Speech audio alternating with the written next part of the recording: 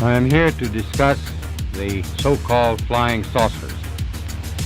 The Air Force interest in this problem has been due to our feeling of an obligation to identify and analyze to the best of our ability anything in the air that may have the possibility of threat or menace to the United States.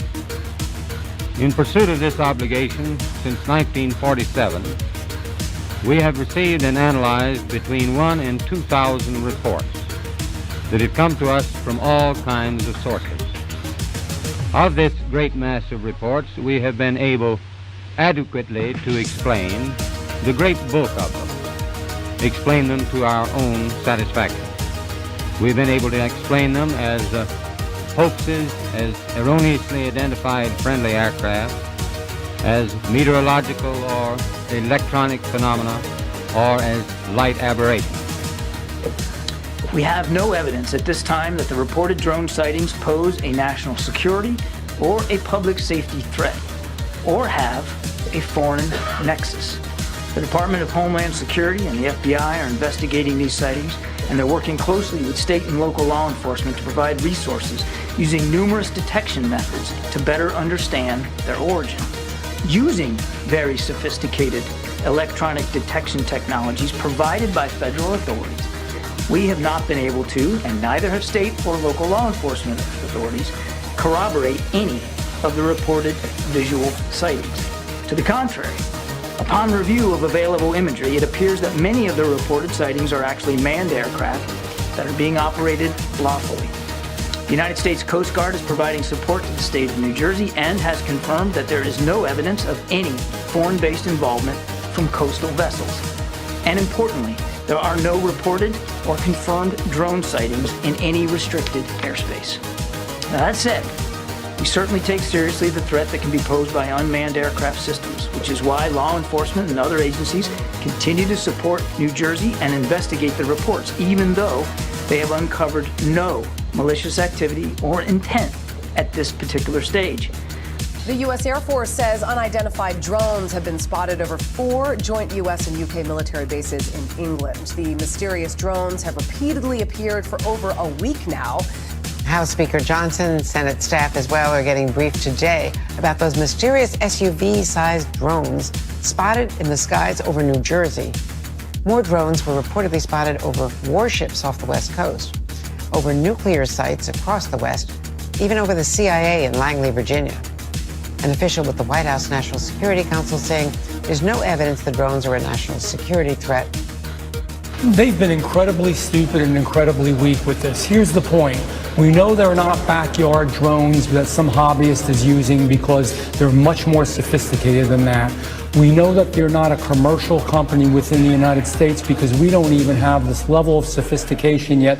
We are a full decade behind where China is with drones. The government claims it's not them. They say it's not them. So who is it? Well, I have credible individuals who have high security ratings, and they came to me. And again, these are dependable, credible individuals that have security clearance that felt that they wanted to clear the air. They were in essence whistleblowers and said, look, they believe there's a real possibility it could be Iran, that there could be a ship out, not right on the coast of New Jersey, not right there, but these drones, as cited by the Coast Guard, are coming in and out of the ocean. They're going to the ocean. They're not pontoons. They're not landing on the water. They're landing on something. We're not being told the truth. They are dealing with the American public like we're stupid. And again, understand these drones are sophisticated systems, ones that we don't have, that we don't normally see, and we need some real substantive answers. This has been going on for almost 1 month. You know, sometimes I feel like I'm in the twilight zone up here. Like month after month, people come before us, they testify, and you don't get a lot of answers. And it's concerning, it's frustrating. You're telling me we don't know what the hell these drones are in New Jersey are? Is that correct? That's right. It's crazy. I mean, that's crazy. That's madness that we don't know what these drones are. Patterson Tower, Metro ID, 1,900 feet, about 7 miles southwest of the field, like transit here, Delta North eastbound. Med Flight 8 Patterson Tower, use extreme caution for heavy UAS movement on the base. Security forces is handling the situation. Suggest at or above 1700 AGL. That we will maintain 2000 and on our transition for Med Flight 8. And I gotta keep the lights down so that security forces can see. Roger that, no problem. Position approved, sir. Approved, Med Flight 8. Med Flight 8 Tower. Ahead for Med Flight 8. Hey, sir, you're still approved through our Class Delta. After you leave, Columbus is going to sterilize the Class Delta as of 0330 Zulu. Patterson Class Delta is closed after your transition. I'm sorry about that. You got stepped on by other traffic. Say again. Yes, sir. Your transition is still approved. However, Patterson Class Delta is sterilized as of 0330 Zulu for heavy unknown UAS activity. Security forces is handling it, and Columbus is going to sterilize the airspace after you leave the Delta. Roger that. No problem. Thank you. All aircraft use extreme caution. Patterson Class Delta is now closed for heavy UAS activity. Can you comment on the drones that are flying around New Jersey ports? It seems like the American people have a big disconnect. The government knows what is happening. Look, our military knows where they took off from. If it's a garage, they can go right into that garage. They know where it came from and where it went. And for some reason, they don't want to comment. And I think they'd be better off saying what it is. Our military knows and our president knows. And for some reason, they want to keep people in suspense. I can't imagine it's the enemy, because if it was the enemy, they'd blast it out. Even if they were late, they'd blast it. Something strange is going on. For some reason, they don't want to tell the people, and they should, because the people are really, I mean, they happen to be over Bedminster. I want to know that they're very close to Bedminster. I think maybe I won't spend the weekend in Bedminster. I've decided to cancel my trip. Have you received an intelligence briefing on the drones? I don't want to comment on that. Have you been? Do you have any reason to think they're?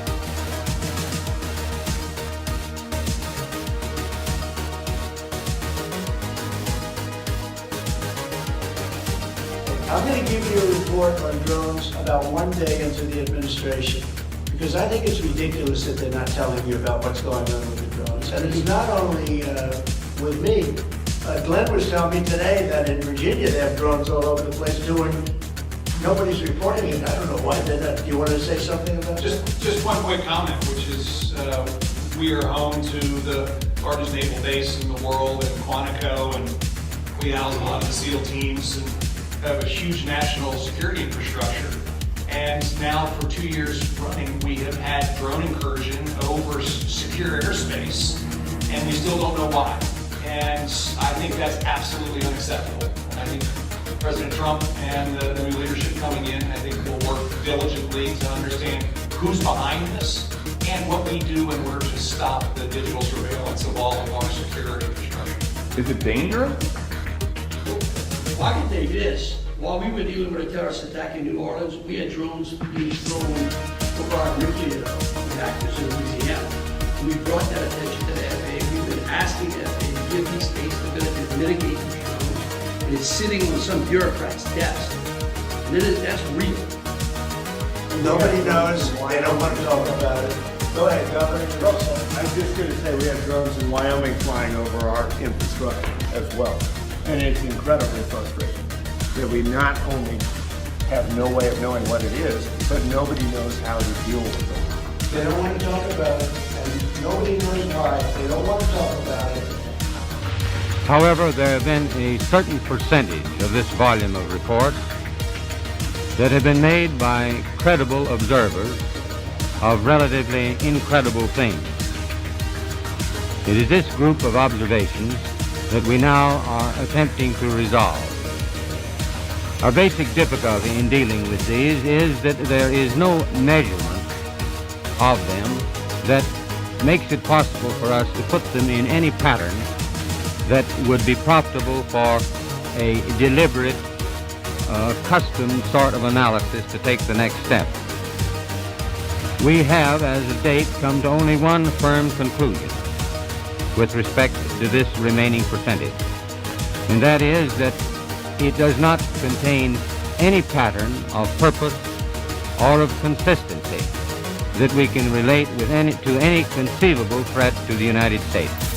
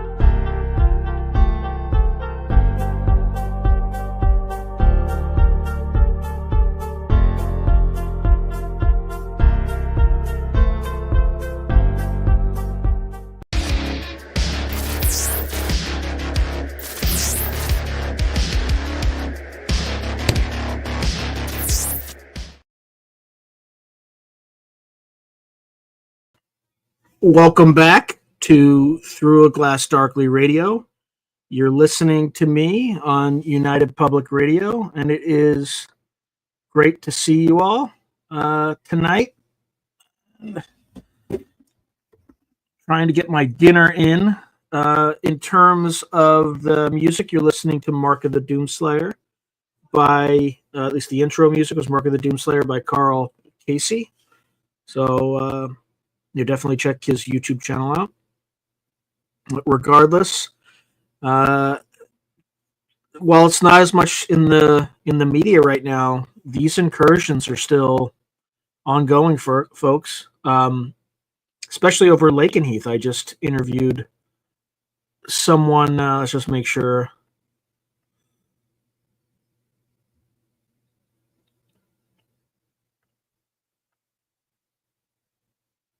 Yeah, so there are still reports apparently in Lakenheath, and I just recently interviewed Holly Wood. That interview and she's over in the UK. That interview. Oh, my thoughts on the fires. Well, we'll get to that.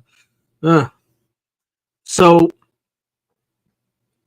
Holly Wood. It's not Hollywood. It's Holly Wood. Is based in the UK, and she was very close, and still is very close to the Lakenheath incident or incidents. And they continue to have drone incursions. People who live in that area just off the post are extremely nervous. They're worried that a nuclear war could start at any moment. They want to know if they should evacuate or leave. And the reason they're nervous, according to Holly, and you'll see this in the interview, in kind of end of this month or so, or beginning of next month, I think. Beginning of next month is in February. But they don't know what these things are. So there's initial reports, the U.S. military that we put out there, the U.S. government put out there, was saying like Russia and China. So some people are thinking they're Russian drones or Chinese drones, and they're thinking a nuclear war is imminent, which is absolutely ridiculous. But I mean, how would they know? The government's not telling them anything.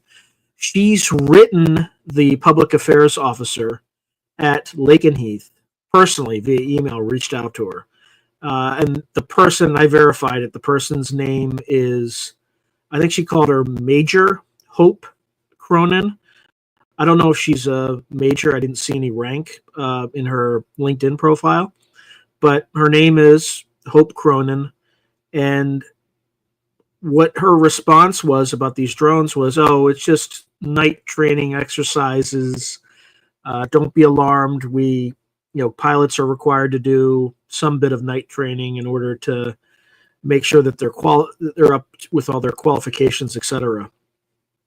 And the issue with that is, in the past, whenever they had night training, they would notify the locals that they would be conducting night training. So when they heard the sonic booms and stuff like that, they wouldn't be worried or astonished or terrified. They didn't get that warning this time. So and again, it is still continuing. The other thing that's happened in Lakenheath, I believe this may have been released publicly, but if it's not, well, you'll hear it here. But the UK government has sent the special their version of special forces, so SAS, SBS, so Special Air Service, Special Boat Service, the equivalents of Delta and the Navy SEALs, respectively, have been sent to deal with these drone incursions. So they're still happening.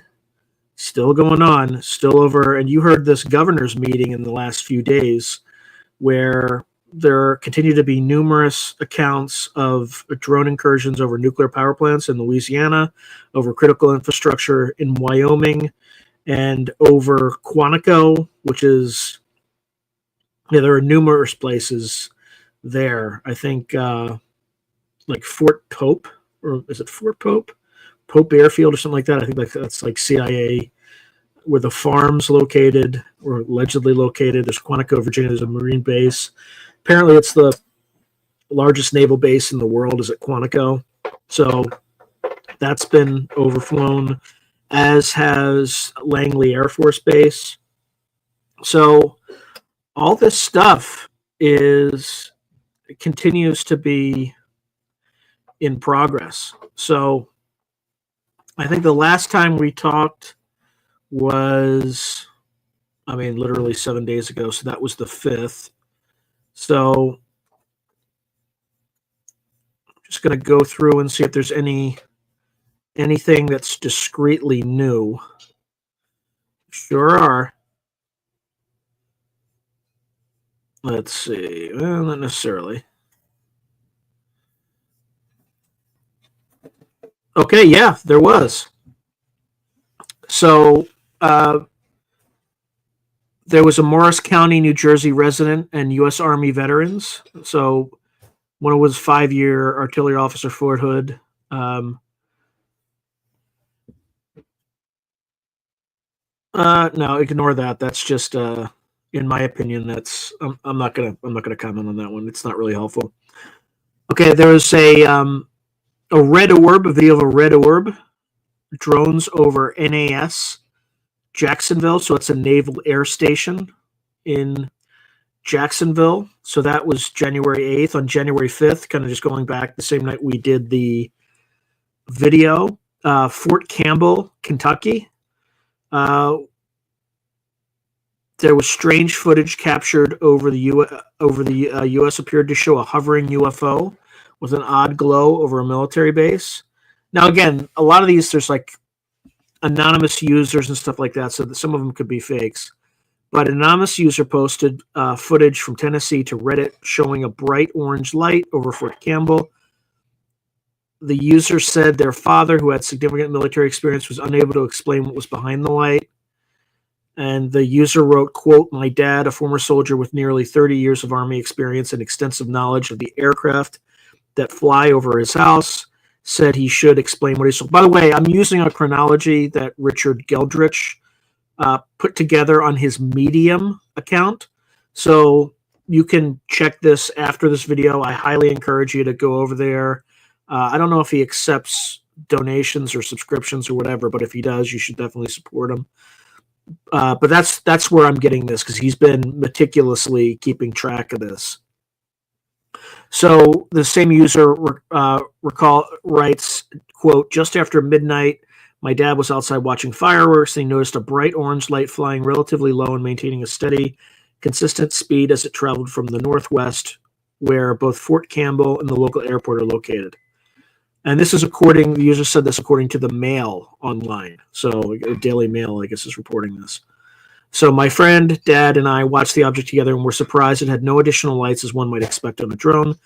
Initially, I thought it might be a hobbyist drone capturing footage of the fireworks for the new year, but the apparent distance it was flying has made me second guess that assumption. So there's that. Okay, so we just talked about that, or you just saw in the opening montage, that press briefing with governors at Mar-a-Lago. That press briefing was January 9th. And at the briefing, as you saw, President Trump pledged that, quote, "I'm going to give you a report on drones about one day into the administration because I think it's ridiculous that they're not telling you about what's going on with the drones." On January 9th, there was an incident at Prairie Island Nuclear Power Plant in Red Wing, Minnesota. So that's 3 so far. So you have Salem Nuclear Power Plant in New Jersey. There's another nuclear power plant that the governor of Louisiana was talking about in Louisiana. And now we have Prairie Island Nuclear Power Plant in Red Wing, Minnesota. So here's the quote. Quote, "Drones over Red Wing nuclear plant. Red Wing police say there are 2 drones flying over Prairie Island nuclear plant Wednesday evening. Police were not able to find who was flying the drones, and the incident is currently not under active investigation. Authorities say there is no active threat to the public." How do our authorities know this? How do they know? There's literally no way to know because we don't know what it is. So apparently there were 2 drones, and again, they could be drones, they could be orbs, they could be UAPs. We don't know.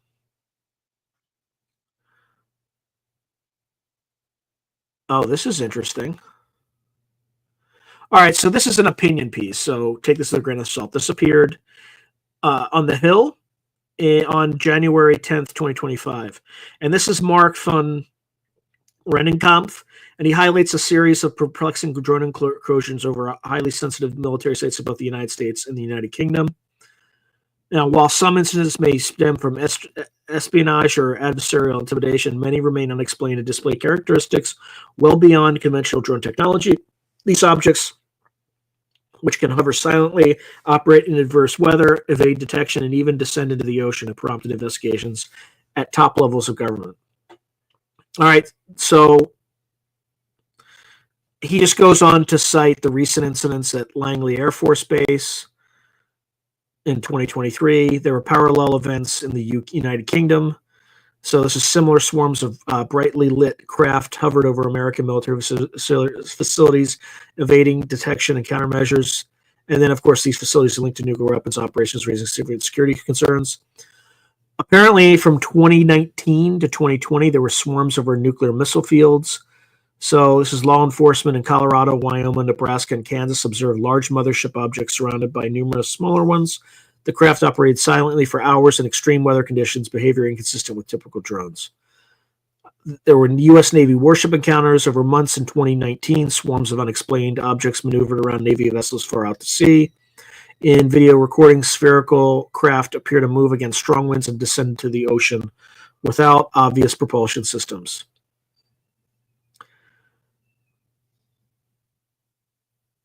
Okay, and then in this is more of a political thing. This is John Lanza. So in Flemington, Hunterdon County in New Jersey, there's a New Jersey senator, county commissioner speaking out about drones still being sighted in New Jersey. So again, we're 10 days by the point of this particular report into 2025, and this wave has not stopped. It keeps going. So John Lanza is quoted as saying, "Here we are at the local level dealing with legitimate complaints, legitimate fears, and we can't do a thing about it."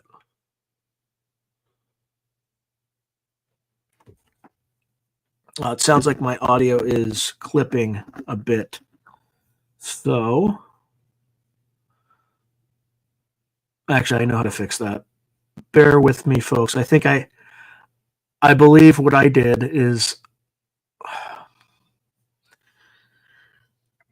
I jacked up the volume to super high, and as a result, it's clipping. So we'll adjust that. So I hope that's a little bit better. Okay. And I probably don't need to move the mic that much closer. All right, going back. By the way, thank you, Rich, for not only letting me read through your Medium post, which everyone should go to again immediately. And by the way, that's medium.com /at RICHGEL 99.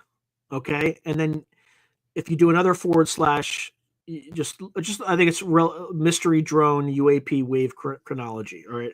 It's not exactly that, but you could probably do a search for it and find it. But anyway, we need to give credit where credit's due. All right, so fast forward to January 11th, 2025. There was, oh wow. So this is the nuclear power plant that the governor of Louisiana was likely talking about. So there was over or near Entergy's River Bend nuclear power plant in West Feliciana Parish, or Feliciana, I don't know how to pronounce that, Louisiana.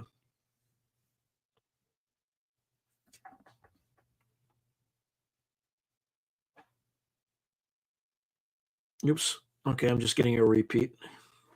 All right. Okay, so local officials, including Parish President Kenny Havard and Sheriff Brian Spillman, are coordinating with federal and state authorities to address the issue. Havard, who lives close to the plant, reported hearing sounds he believed to be drones and emphasized the urgency of identifying their source. Attorney General Liz Muriel reassured the public that state and local law enforcement have the authority to act if the drones pose a threat, regardless of federal aviation regulations.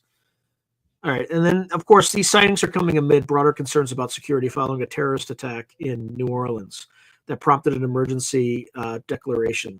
Governor Landry and local leaders expressed hope that the incoming federal administration will provide greater clarity and support in addressing the situation. However, now the drones are leaving officials and residents on edge. So that's kind of where we are up to date. But, folks, this phenomena is not showing any signs of slowing down, stopping, or pausing. And I made 10 predictions at the very beginning of this thing. And I'm just waiting for the last two to drop. And they may have already dropped, for all I know. Okay? So, and if I can actually, find that original post, let's see. I might just go through it.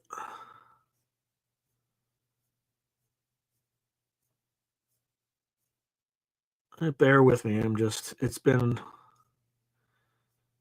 a while since it was posted.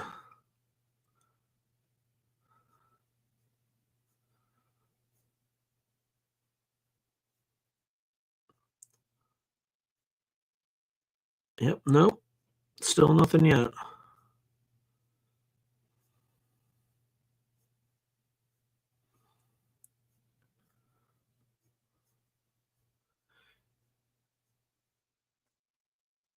So I would love, here we go. All right, I found it. All right, so I'm going to pull this up because we're going to go through this. So I'm not sure if I can track one. Yep, I posted this on December 7th. Okay, so this is important. So stand by for a moment while I pull it up. Actually, before I do that, I'm just going to go through some of the comments because I've been, oh boy. Yeah, there's a reason for that. It's because of the eucalyptus trees. But I can get into that later. Oh my God. Yeah, we'll talk about the fires as well, but I don't know if the office B8. I don't know if the Office of Special Investigations of the Air Force was questioning people around Lakenheath along with the local police. But I wouldn't be surprised. I would think that that's absolutely what they would do. Yeah, there's some weird stuff to that, Jalea. By the way, yeah, somebody I know has been talking about this a lot, but like a few months ago before this came out, like this, there was like a significant concern here. Oh man, APB, I'm sorry, man. If anybody, if you're religious or even if you're not, or you believe in the universe, source, whatever, just either pray or extend good thoughts. If you're like a Wiccan, do a spell, right? Spells are basically equivalent to prayers, right? At least scientifically, according to the research of Dean Radin, right? Like a prayer has a similar effectiveness as a spell, but APB is writing, I'm in the middle of these fires and I haven't slept for beans and weeks. Hope everybody is safe. It's beyond real. APB are like, I'm going to pray for you. So, and everybody on this podcast, just direct positive energy toward APB and make sure he's safe. Greer is saying the Cybertruck bomber who's a whistleblower. I shouldn't. I've never spoken to Greer, so I can't really have a fair opinion of him. There's just one thing he said that made me dubious. Okay.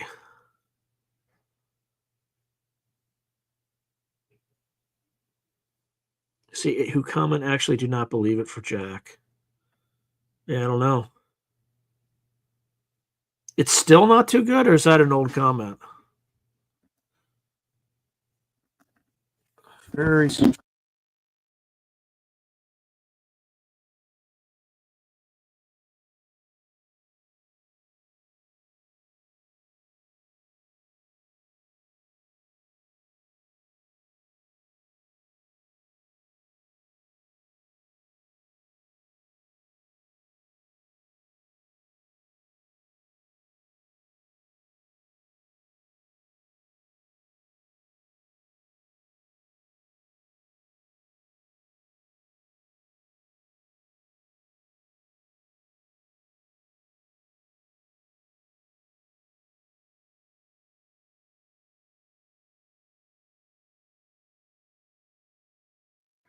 Sorry, the StreamYard just muted me. Just decided to mute me. No reason, no warning, nothing.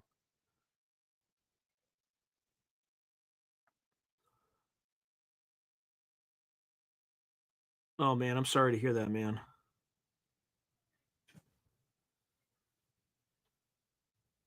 You might want to put some mud. I mean, put some mud on it. Mud holds moisture. All right, audio now. No, too much audio. Not enough. Okay, good.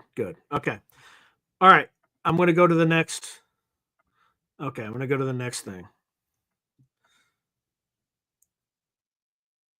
Did he remote you back, Philip? Remote view you back? All right, good. All right, outstanding. Oh my lord. That's kind of annoying.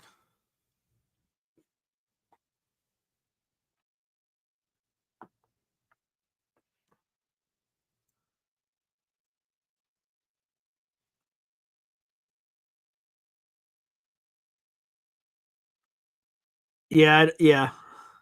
It's not something I need right now, brother. I don't until I make money, I can't spend money. Okay. Still not so good? Yeah. All right. All right, let's pull up this Twitter thing. Okay.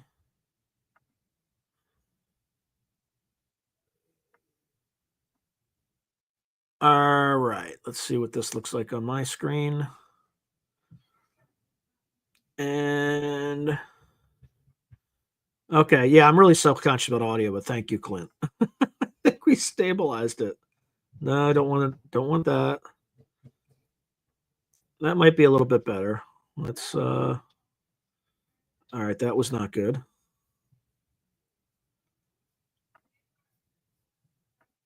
Okay. All right, we're back to where I need to be. Oh, brother. I'm just trying to get rid of these side panels so we can be a little bit more. There we go. So you all can see, and whoa. All right, here we go. All right, that should be pretty good.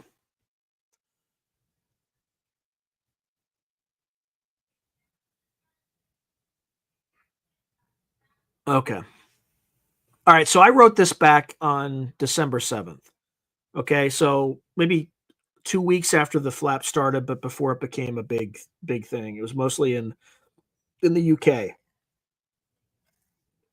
So here's what I wrote.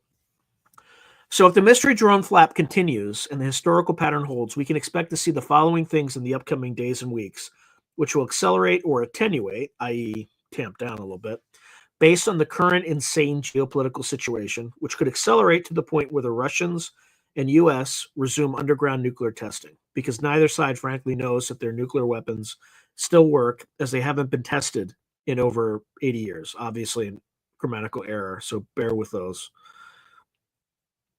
Okay, so the first thing was expansion of UAP sightings over more cities, areas. At that point in time, that phase had already begun. And an increase in disinfo narratives. The government was much more competent with these back in the 50s and 60s, and the population was far more compliant and had less access to conflicting information. So today's Mirage men are clearly not as competent given the insane counter narratives. It should be not counter natives, but counter narratives. Again, misspelling. That are either escalatory, e.g., Russia and Chinese air assets are regularly committing acts of war by violating U.S.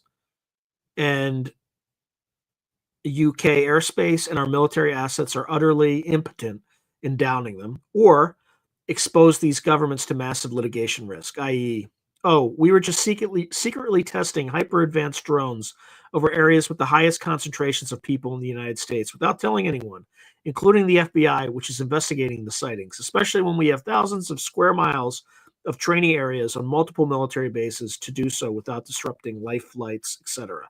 So again, already in progress.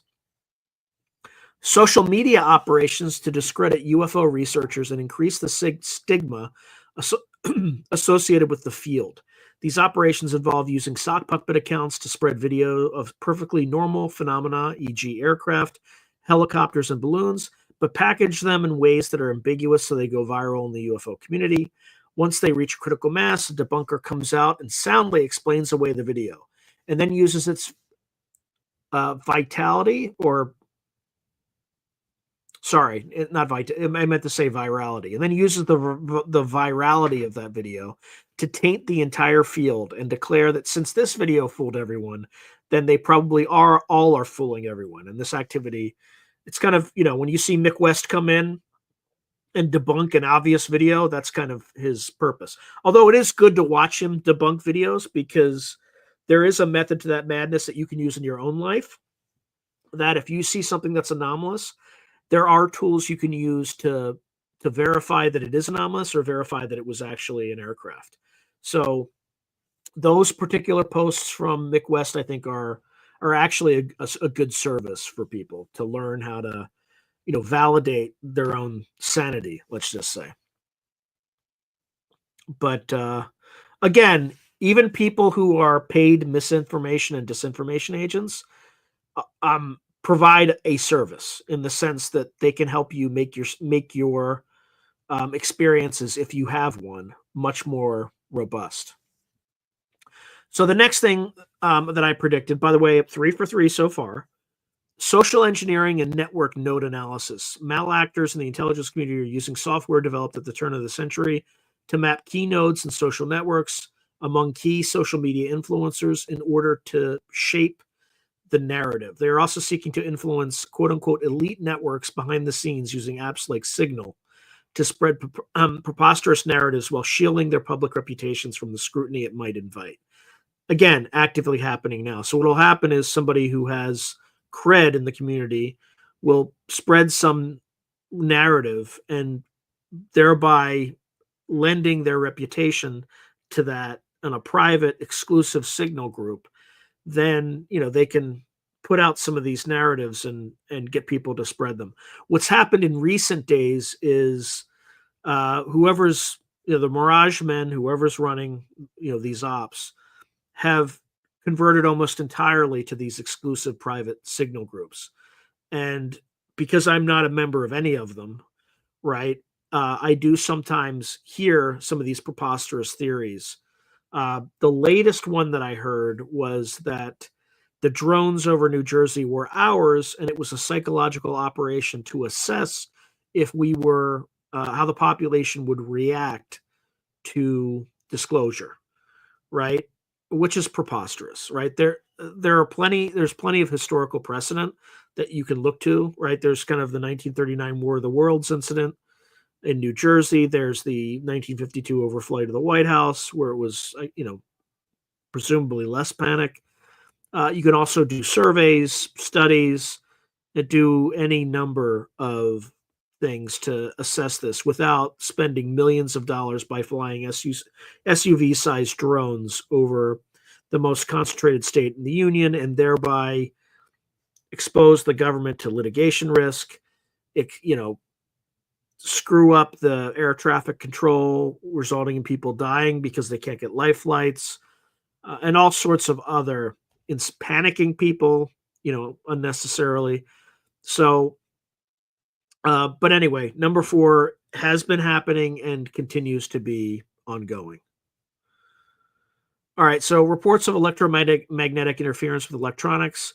So there are already sporadic reports like this. So there's a future interview that I did with Nathaniel Gillis, and he lives like 10 minutes from Wright-Patterson Air Force Base.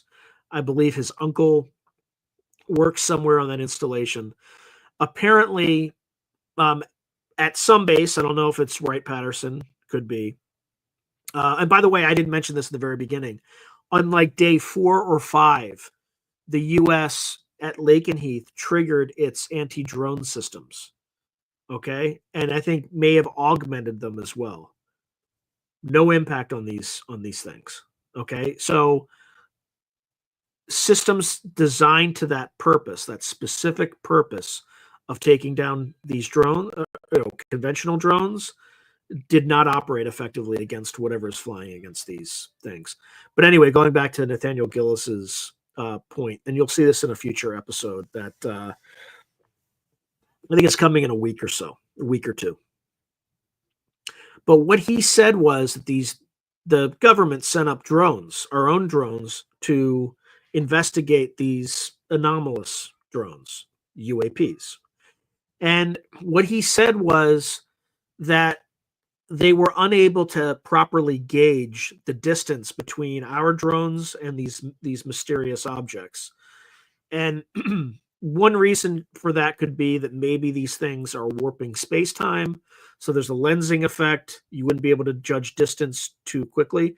The other thing that he mentioned is that the moment these things, like our drones, got close, their batteries were suddenly drained and then kind of just dropped like rocks.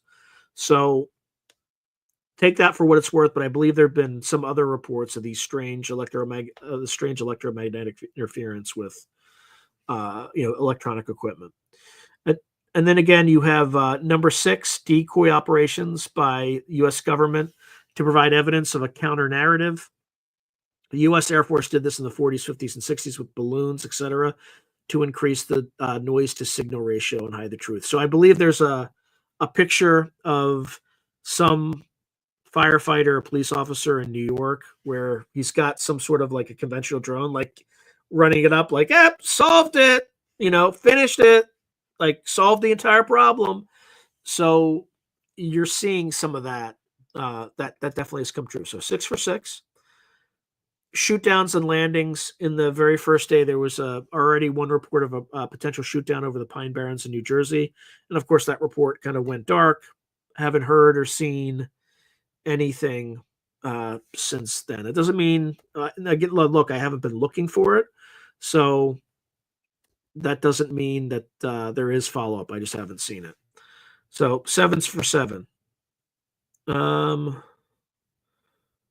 All right, sightings of operators' entities. So this is when things start to get very weird with an increase in high strangeness, such as missing time, strange entities spotted near UAP sightings, homes, ground traces, missing time, poltergeist activity in homes, orb sightings.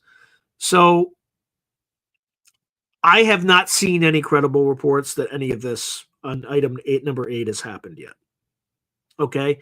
Maybe some orb sightings, but I'm not going to count that as like this has to be a little bit more substantive. Okay.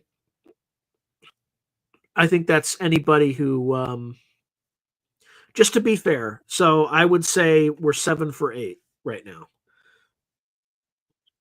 Okay. So number 9, closely associated with these sightings are visits by the so called men in black.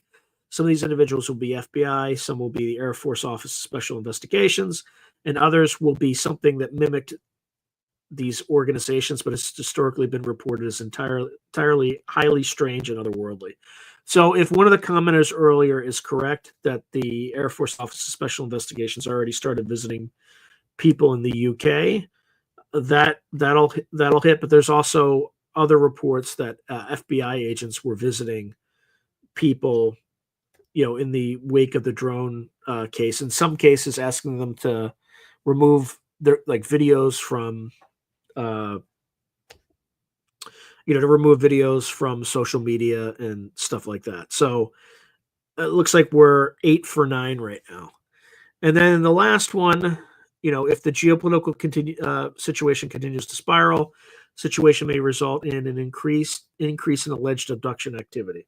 So, and again, just a caveat, this analysis can be entirely off the mark, but in order for that to be true, not try, one would have to ascribe an astonishing level of incompetence to the elites in control of the U.S. military-industrial complex. So right now we're 8 for 10. That doesn't mean that some of these events haven't happened and just weren't reported, but I have not seen any evidence to suggest that just yet. So, but I don't think this stuff's going to stop. The next question, though, is Trump has publicly said that he would, on the 21st of January, so 9 days from now, would provide an explanation to the American people about what was driving these drone sightings. So I'm not optimistic because I think as soon as he gets back into the machine, they'll keep him quiet, but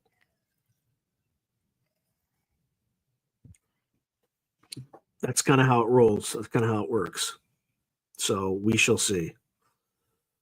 All right.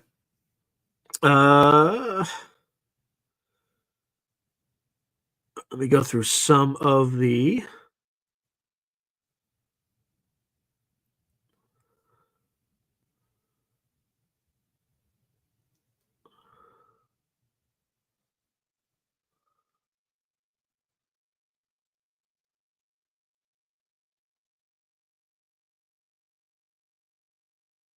All right, sorry, I'm just looking at some of these.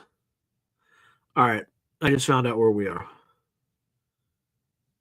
Okay.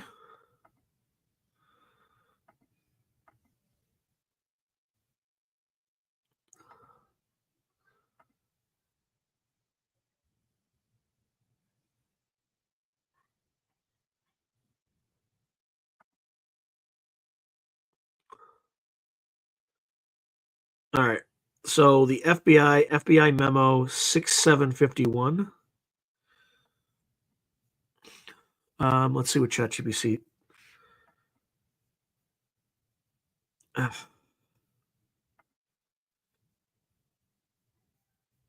Just give me a second. F.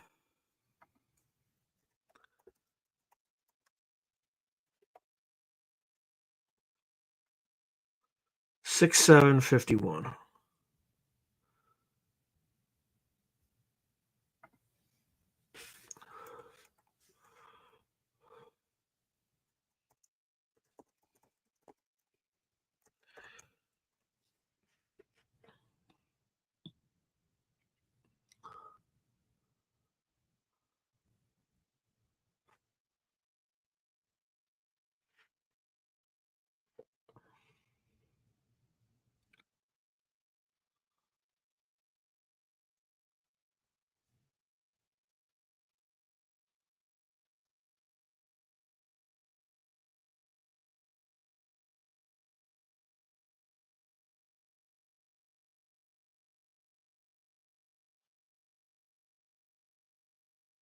All right, I'm just looking at this right now.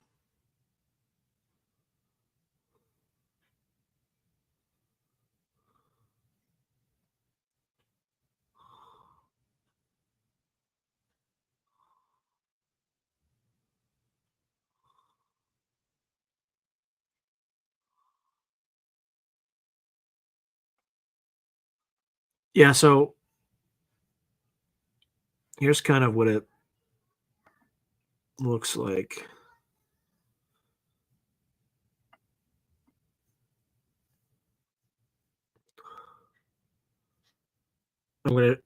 This is not the actual document. This is just a summary of it. So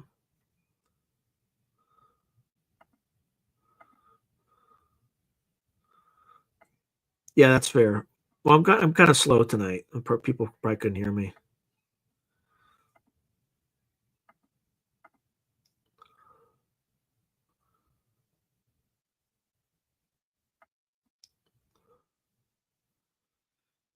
What a waste of money.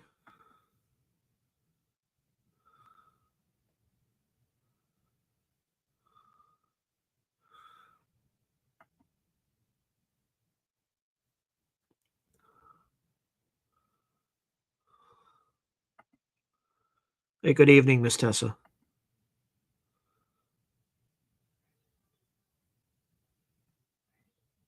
Yeah, APB, I'm pretty sure it's not Russia or China.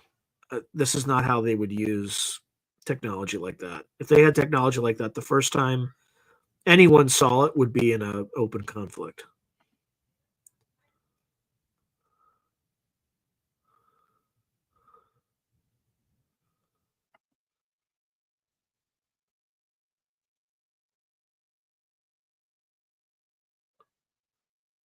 I have not seen the large UFO that was caught by Fox 11 Los Angeles. I did see the thing that looks like it's zooming across the screen, but that's not. That was like a small aircraft. Um, anyway, here's kind of what that document is alleged to say. Let me just present. All right, so this is the FBI memo 6751, often referred to in UFO circles, is a document dated July 8th, 1947. It's kind of interesting. It's kind of like the day of or day after Roswell. It's declassified, made public through the FBI's vault. All right, so it was supposedly written by an unknown academic or scientist sent to the FBI. It describes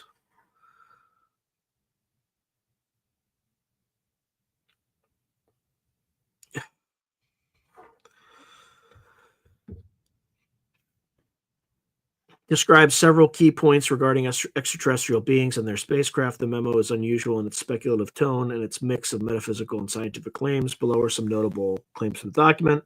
So the memo claims that extraterrestrial beings originate from a higher dimensional or etheric plane that coincides with their physical world. These beings are described as not being inhabitants of a planet as we use the word, but as interdimensional travelers. The flying saucers are described as being constructed of a type of radiant metal and capable of disintegrating human-made aircraft that get too close to them. The propulsion system of these craft reportedly uses a form of energy unknown to humans.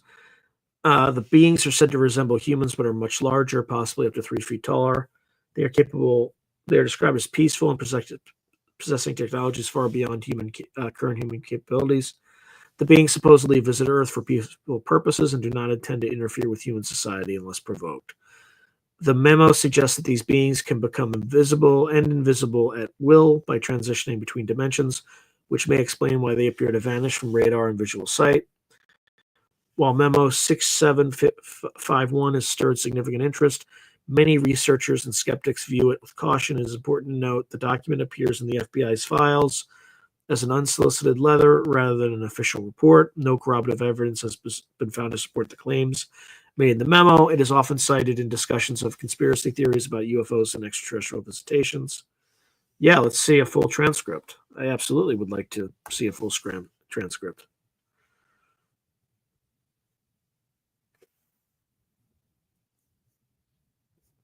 Okay, so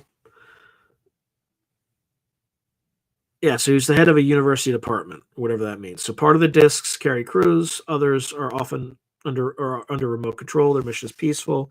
Visitors contemplate settling on this plane.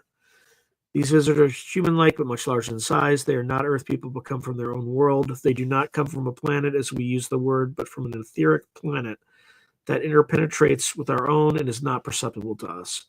The bodies of the visitor and the craft automatically materialize on entering the vibratory rate of our dense matter. The discs possess a type of radiant energy or array which will easily disintegrate any attacking ship. They enter the etheric at will and so simply disappear from our vision without a trace. The region from which they come is not the astral plane, but corresponds to the locus or talus. Students of esoteric matters will understand these terms. They probably cannot be reached by radio, but probably can be by radar. That's interesting. If a signal system can be devised for that. Okay, so this is just... Yeah, so terms like locus and talus are drawn from the Hindu and theosophical teachings, referring to different planes of existence or realms beyond ordinary human perception. The mention of a ray weapon capable of disintegrating attackers reflects popular science fiction imagery at the time. Yeah, so, unverified source. And then, yeah, that's the thing. Memo was dated July 1947, coinciding with the famous Roswell incident, further fueling speculation that may have been connected to early government interest in UFOs. Or it could be connected to a hoax because they're just using a connection, right?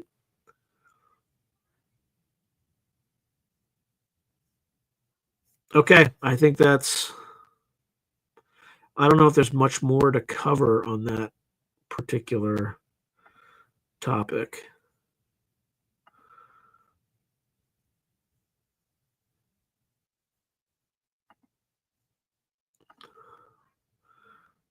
Okay. Hey, Jesse, welcome. And congratulations for becoming a YouTube member. I appreciate you. Thank you.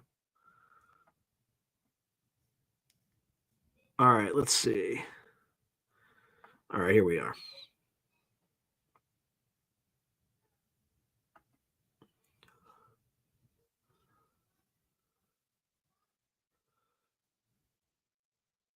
I don't think Fleabidus we'd be able to actually deport them. I think they could probably do whatever they wanted.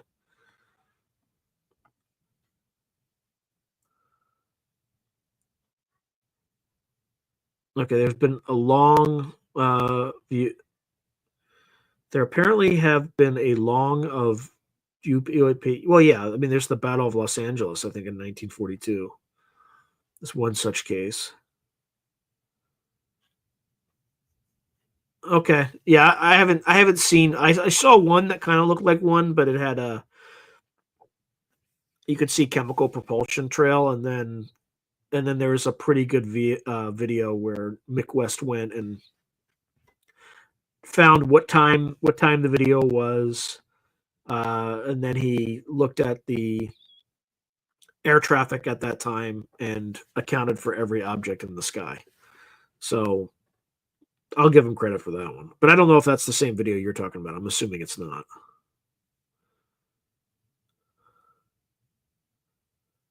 It's not the round robin document. Okay, let me check the round robin document.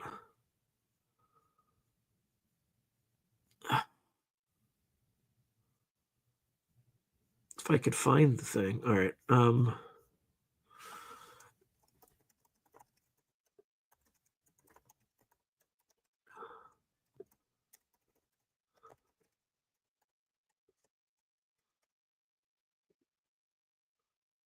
Okay, that one was 1945.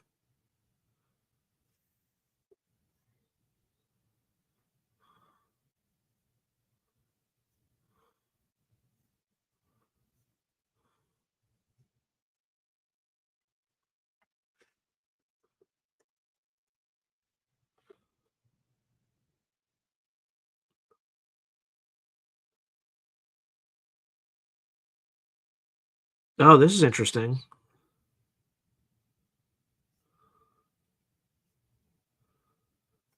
So more came out. It was authored by Mead Lane from the Borderland Sciences Research Associates, BSRA. That's interesting.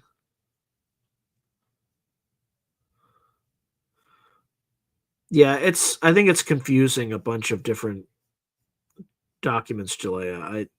I'm not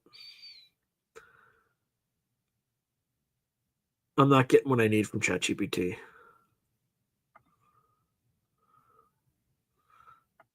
Yeah, it sounds like it might.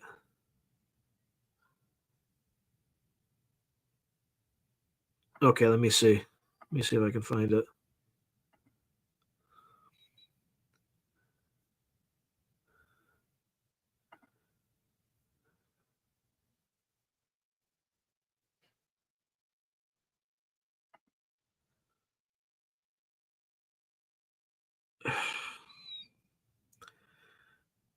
Sorry, I just blasted right into a commercial.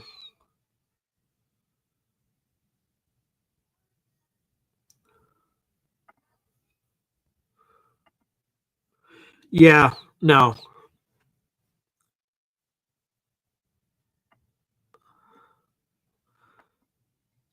This is the one I was talking about. So, I mean, I'll share it, but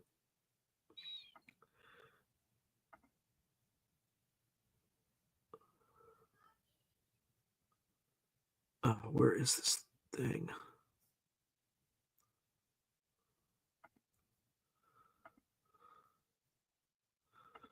Okay.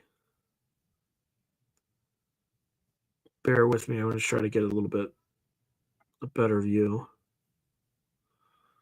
You probably won't be able to hear it, but yeah, I've seen this a million times.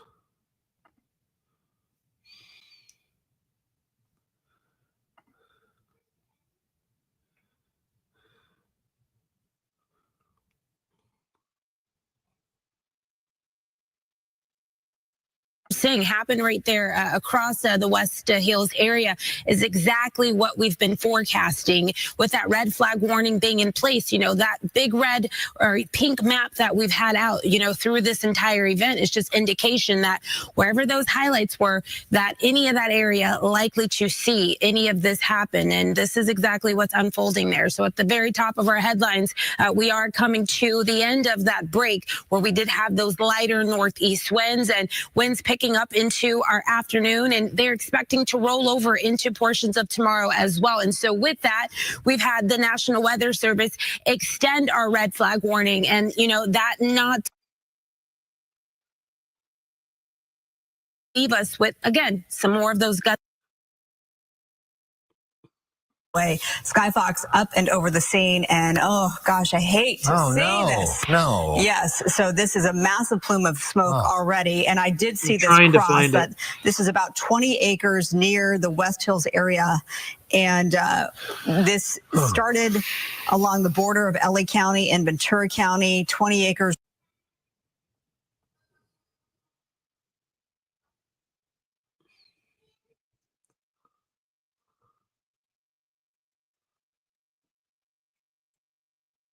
Tomorrow. Yeah, because Star, we had a bit of a Yeah, let me just find the timestamp. Here, let me stop share for a second.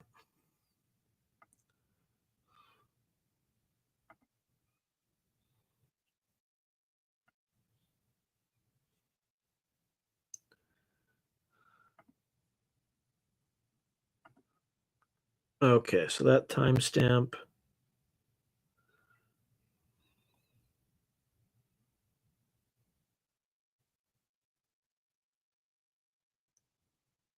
Looks like 118. Okay.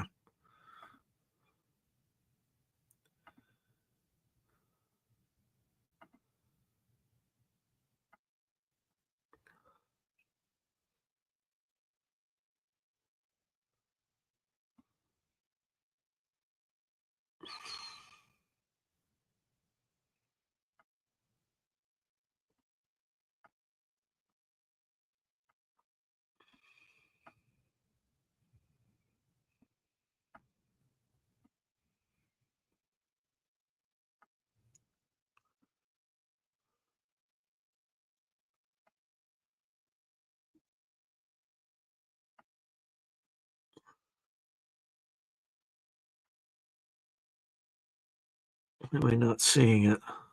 All right, let's try this again.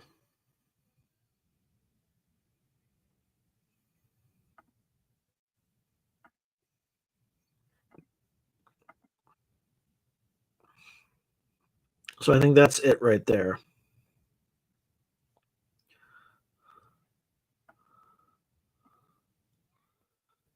Yeah, so you can't see this on the. Let's see this idiot. All right, so you're looking at this right here. You can kind of see there's like some sort of exhaust here.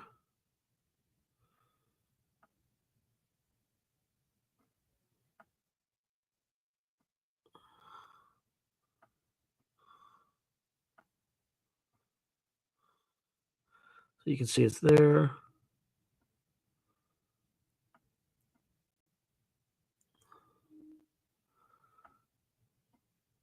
Yeah, there's just not. So this is the object everybody's talking about, which for one reason or another I cannot see, or I can't zoom. It won't let me zoom for whatever annoying reason. Ends up picking up, and it won't just.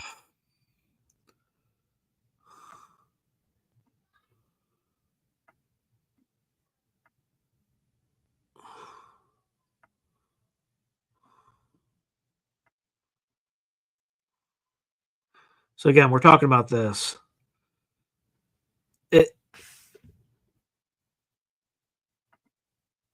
So this is the exact video that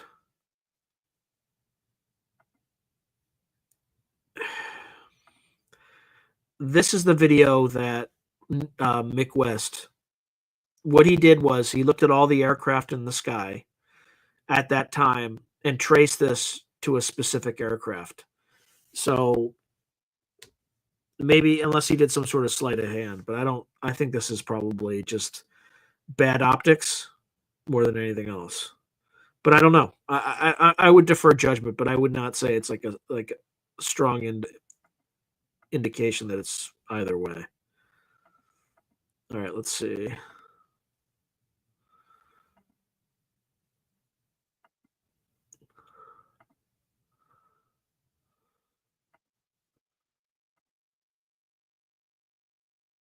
Okay, increase of U.S. Yeah, I've heard that too. I've definitely heard that for sure, that there have been a increase of UFO UAP activity going on since the fires in Los Angeles. I haven't gathered any examples yet, but yeah, it doesn't, but it just could be the bad resolution of the. Yeah, I obviously got it. I got it.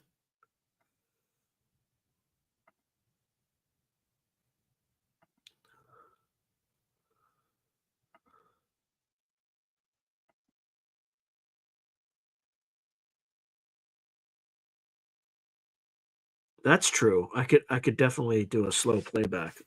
I think I might just go and do that.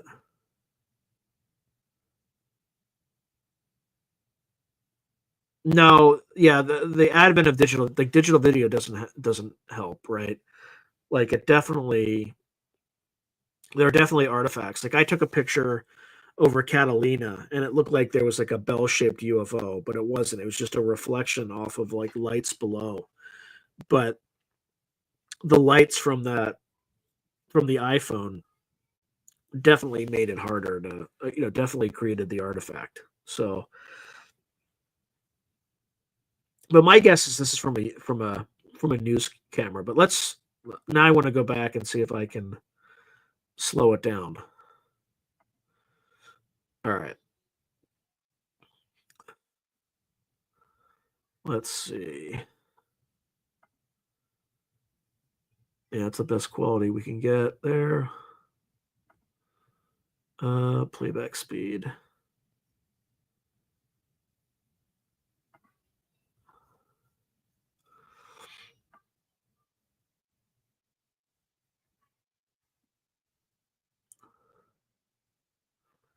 All right, here we go. We are. There it is, right there. Going to see those winds picking up. And It's hard. It's hard. I mean, it's still hard to. That the resolution is just terrible. So I don't know what to think. I the one place where I am not competent to judge anything, it's like video evidence. I'm just not great at that. Okay. All right. Now, speaking of the fires, number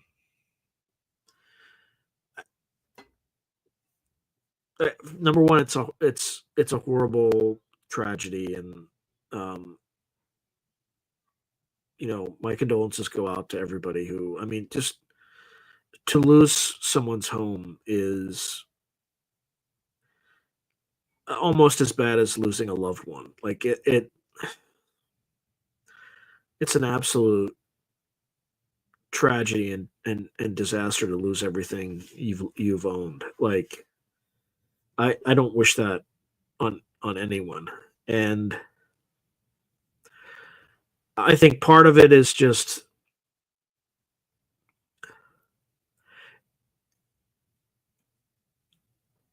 do I think climate change started it? No. But I think someone, probably an arsonist, probably started a fire, and then the Santa Ana winds contributed to it. Also, you have these eucalyptus trees, which are filled with oil. They were planted in like the 1920s, so they've had 100 years to ripen.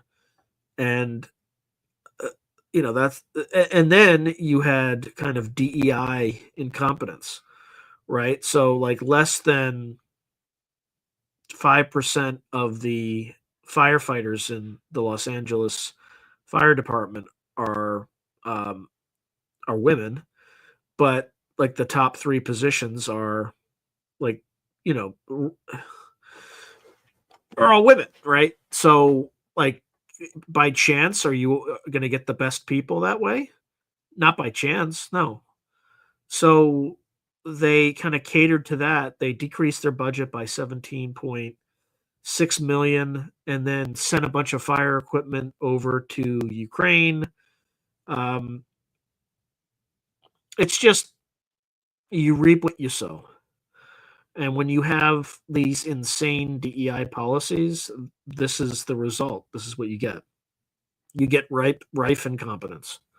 Not that people of, not that diversity is a bad thing or anything like that, but diversity is fine. Just make sure that the people you put in there, you're not putting them in there because, they're a certain color or have a certain sexual preference. Just you put the best person there. I don't care if they're purple, blue, or orange. I don't care, as long as they're the most competent people, and that's not what we were selecting for. So, and there's really not much more to say than that, other than just to pray for people and hope. And the other thing too is like the state of California made things worse too. They mandated that these insurance companies couldn't raise rates, like they capped rates.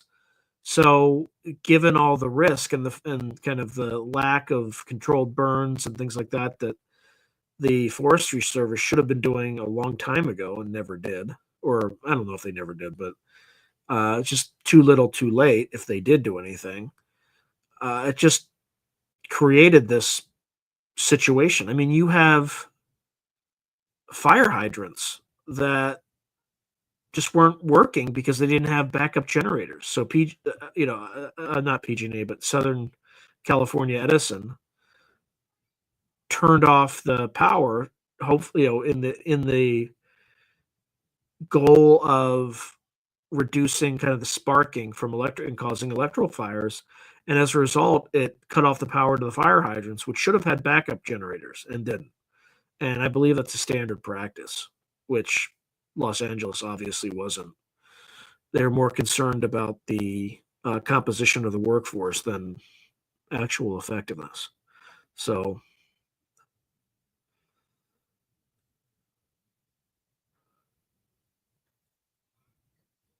Yeah, I don't think it's fake. I just think it's. I can't. It certainly looks anomalous, Solite, but the one thing that has me pause is two things. The resolution isn't great, and two, Mick West actually looked at all the planes in the sky at the time, and there was a plane traveling along that route at exactly that time. So that's why I get kind of pause. Like I've seen lights in the sky that don't appear to move or are moving, look like they're hovering and things like that. But then if you check the like ATSB website for planes in the area at that time, like I would find that yep, there was a plane there and there's a plane there, right? So it's a good practice to have and just to check. But I'm glad I like again, everything that Mick West sees is not a UFO, not a UAP, but he still has some pretty good techniques that you can take from him to verify your own sightings to make sure that you don't falsely report or falsely mistake something that is just a plane for something else.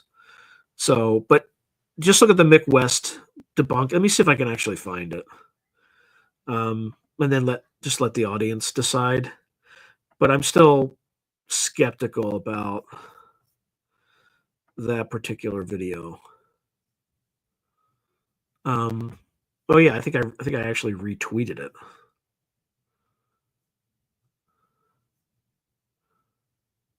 Here we go.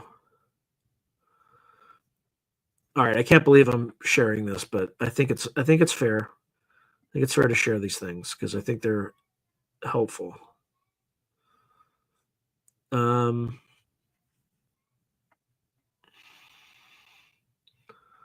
All right, so this is from Mick West. Now I don't know if you'll be able to hear him, but we'll find out.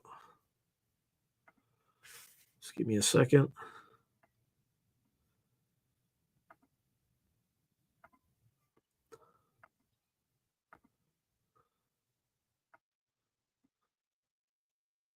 Just make sure. Okay, good. All right. Just give me a moment.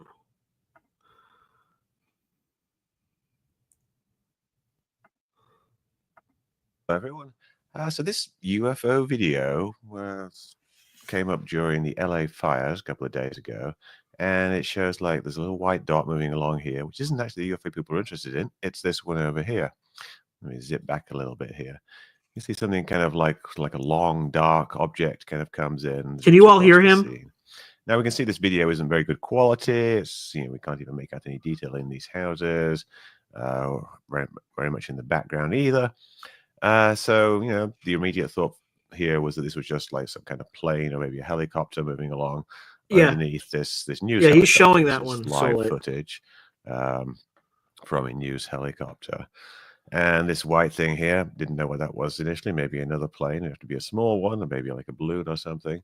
But this was actually solved yesterday. And it was solved by Flarkey, who's great at solving this type of thing.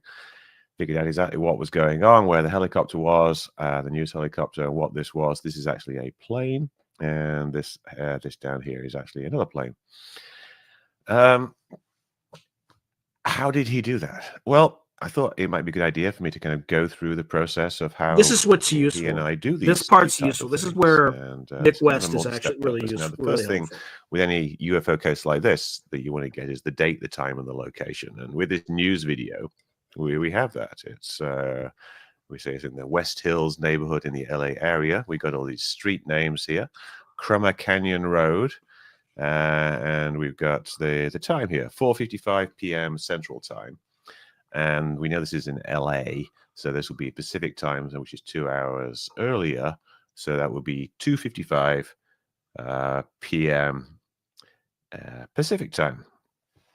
So the first thing to do is kind of figure out exactly where we are, and we've got these roads. Let's just look them up. We can let's load up a web browser. All right, so here's Crummer Canyon Road, and we can see the various houses and things that are there.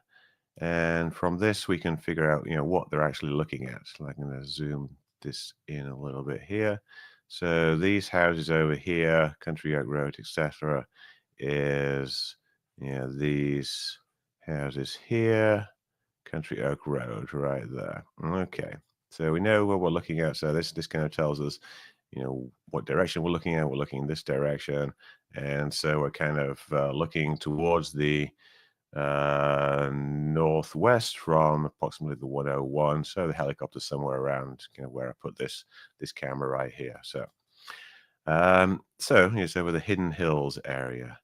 So I found this useful AI tool the other day, and if you just simply type in the location, date, and time, it will provide you a very useful link to ADSB Exchange. So I'm going to go to January the 9th, 2025, and 2:55 p.m.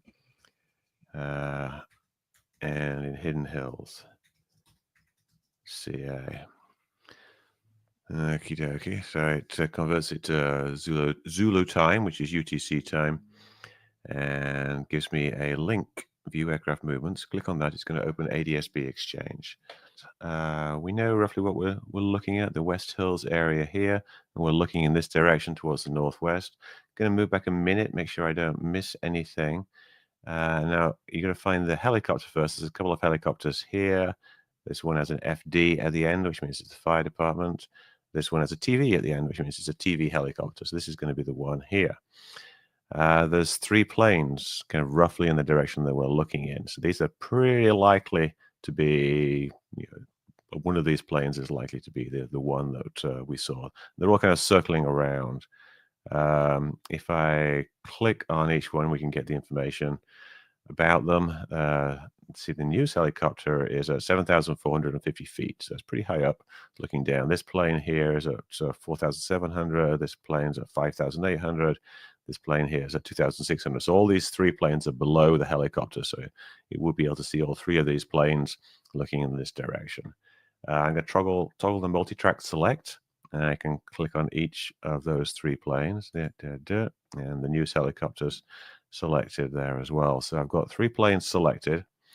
Now I'm going to let it play for a minute, and we'll see this plane here kind of goes in front of the news helicopter, quite close to it, which makes it a big candidate. So see, that one is the 108 SA. And then the other planes, perhaps little white dots in the background. So let's see, that's probably enough because it's already gone past it. So I'm going to export the KML. Go down here, click on geometric altitude. Doesn't really matter which one you use. I usually use geometric altitude. It does matter in some cases, but in this case, it doesn't really matter. Okay, so this has downloaded it. So now, if I just shrink my window a little bit and just drag in that from my download folder into here, this is the KML file I just downloaded. I could load it into Google Earth, but what I'm going to do is load it into SITREC.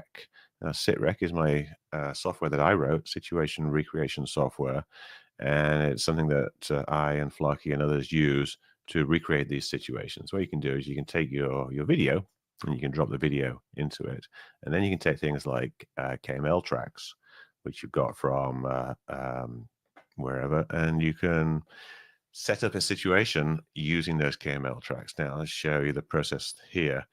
So what it's done here is it has taken the first one as being the camera, and it's taken like 108. We want the TV one to be the camera. So I go to camera and change camera track to be the TV.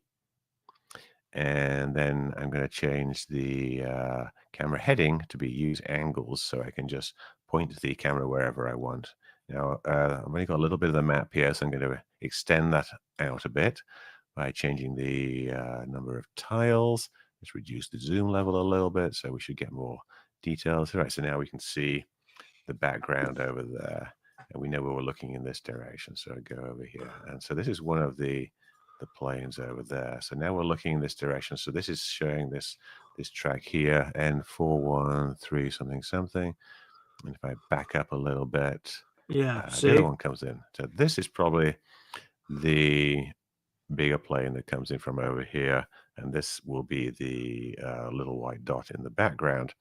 Now the times here, 22:54, let's see, 14:54, PST. Let me just change the time zone to Central, so it matches what we see. Central Standard Time matches what we see on the TV here, 4:55. So here, yeah, 16:54 and a bit. Now we need to adjust these so that looking from the helicopter, things match up. Let's see. So if I can zoom in here, we see these streets here kind of match what we're seeing here. Let me see if I can increase the resolution a little bit. Zoom in a little bit more. Yeah, one more. Okay, so that should be enough. Okay, that's good. So now we see we're looking at the same things. And this is the plane that comes in. So what I'm going to do is adjust it so this more distant object uses big spears for the default. We'll change them to planes in a minute. Lines up with this. Let me see if I see can. These. I'm going to fast forward this a little bit Valleys. because I don't want to have here. too There's much of this. ravines. These little ravines that they have here. Right now, it's over this different. The same as this one, and then we should see this one come in at the same rate as this plane in the background, which it does. We see they kind of like, they overlap at the same position. So this one here is, let's see, what is that? This is the, and I can't even read that. It's going to be this. We played it in the video. This one with the particular this with it, and if we press play from the start, we'll see that the movement of this one matches exactly with this dot. And this is just the data that I just downloaded from ADSB Exchange. I didn't do any programming or anything to make these paths. It's just following the data. So I'm just going to press play. Watch this dot here moves the same as this one, and then when this one comes in here in a second, there it is. It's exactly the same down here, because they zoom in with the camera a little bit, which kind of changes things a bit. But we can see that they're in the exact same position. In fact, what you can do is look to see where one is above the other. Let's see, or where one, let's see, this one here is above the end of these streets right here, about there. And you can kind of use two used ADSB Exchange. Yeah. So anyway, I'm going to find stop.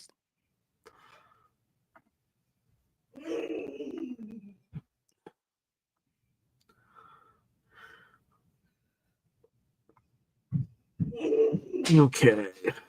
Now I'm just trying to find my place here. There we go. Okay.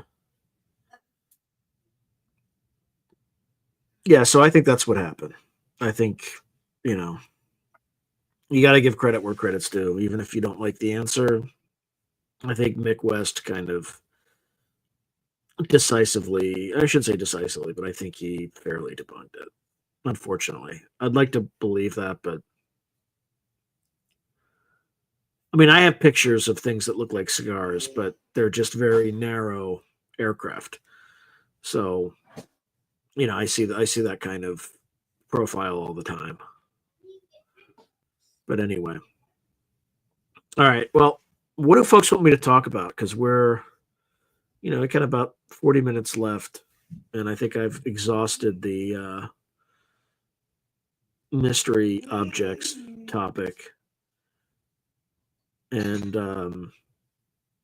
there's not much more you can say about the fire. I mean, it is a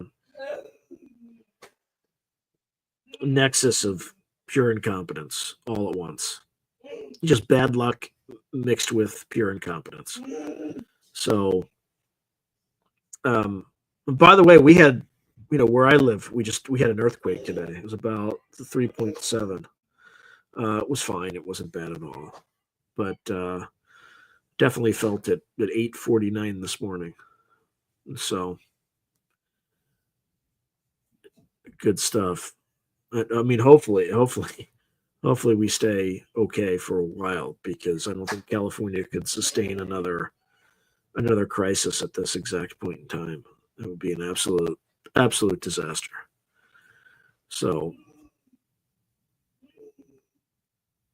hey, everybody's quiet now. Everybody's totally quiet.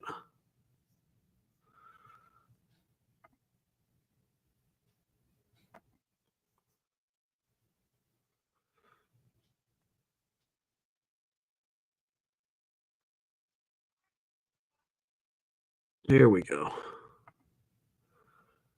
It's still scratchy?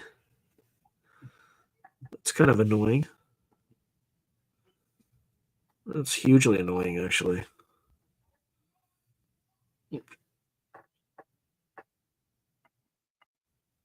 Good question. Nope, no response.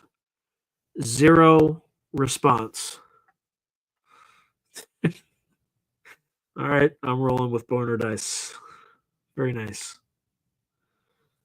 Yeah, I don't know what I can do about it at this point. I'm just going to try to do my best. Even if I move this closer.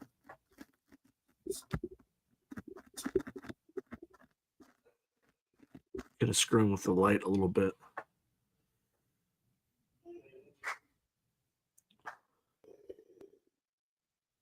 Afraid to talk about the mainframe. What do you mean mainframe specifically?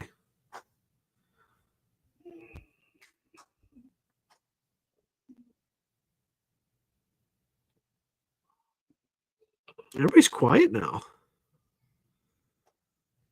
Everybody was so boisterous earlier. I guess putting Mick West and having him debunk a video is not super inspiring. But look, you got to go where the data sends you, especially if you don't like it. Especially if you don't like it. I haven't. So Alpha Draco is asking, what do I think about Elena Danan? Is she a legitimate source for information on extraterrestrial contact? I haven't done any research on her, Alpha. So I don't have an opinion either way. I would. And the other thing too, in this space, few people have proof of anything, so it's hard to assess these things. Okay, the matrix that Edward Reardon saw parts of, but he did not understand exactly the mainframe. Yeah, I don't know enough about it to talk about it. So I would have to talk to Edward Reardon and ask him directly.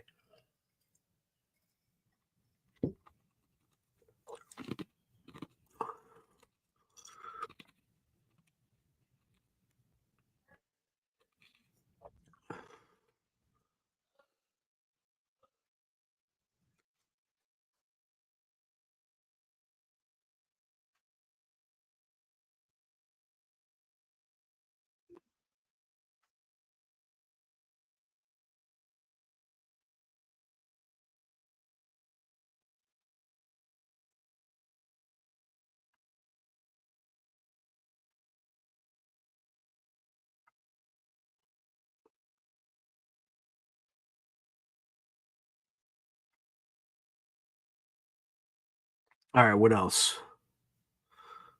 What else we got?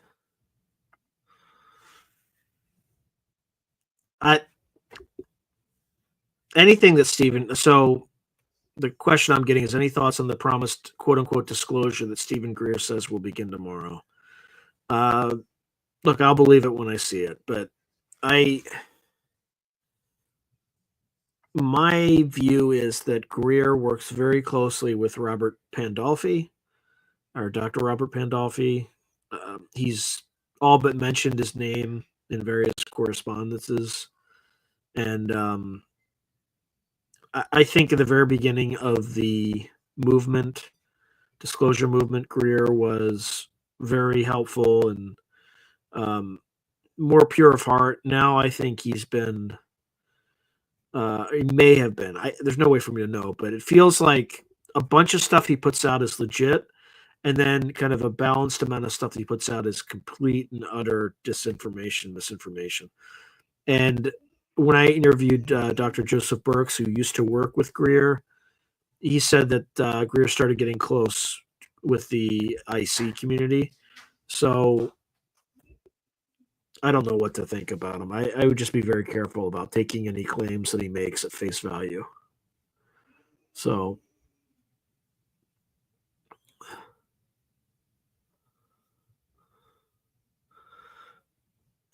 Yeah, it's just this stuff's hard to figure out. Yeah, so Alpha's writing fair. Danan claims to have a piece of technology she uses to communicate with her contacts off-world instead of via channeling like most other contactees. What are your thoughts about channels? Funny you mentioned that. So I had did an interview recently with Grant Cameron, and we talked about the history of the CIA's Weird Desk. And part of that history is folks associated with the CIA, I think originally Naval Intelligence, went and visited this woman. Her last name was Swan. I forget what her first name was. And just look up Arthur Lundahl, Lundahl, who may have been the first head of the CIA's Weird Desk. There was a channeler that was up in Elliott, Maine. And there are declassified documents that show all this stuff. And the CIA folks went and were watching her channel. The Canadians, somebody named Wilbert Smith on the Canadian side, were also interested in her. And she was apparently communicating with these entities. But at one point she said, "Why do you keep asking me to do this stuff? Just do it yourself. I'll show you." So she showed one of these CIA naval intelligence types. And as an excuse to fly up to Elliott, Maine, they used it as like needed more flight time. And apparently one of these guys went back to Washington, was channeling, and someone from the CIA said, "Well, show us proof." And apparently in the middle of the day, and whatever he was channeling said, "Well, when?" And they said, "Now." So he's like, "Okay, look outside the window." And there was a UFO just hovering outside the window when they asked this intelligence guy he was channeling. So I think there's something to it. I don't quite know.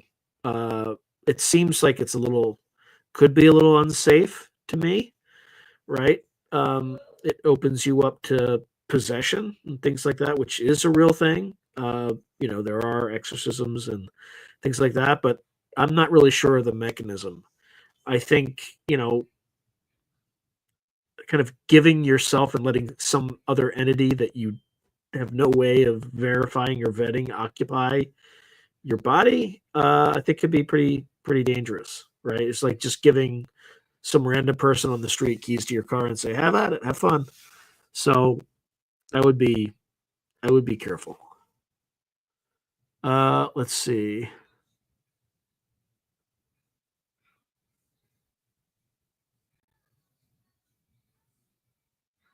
All right, where were we?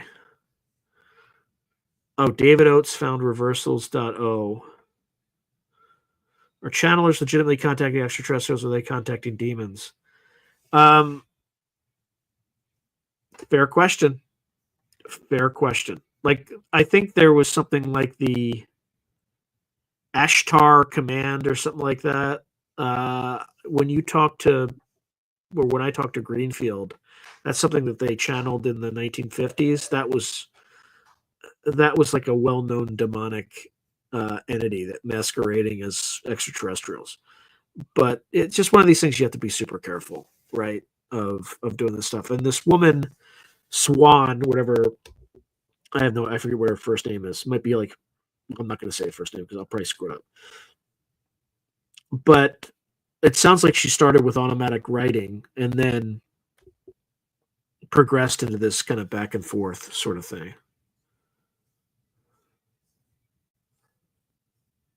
Oh yeah, I believe that. I believe that David Oates found plenty of reversals on him. Yeah, yeah.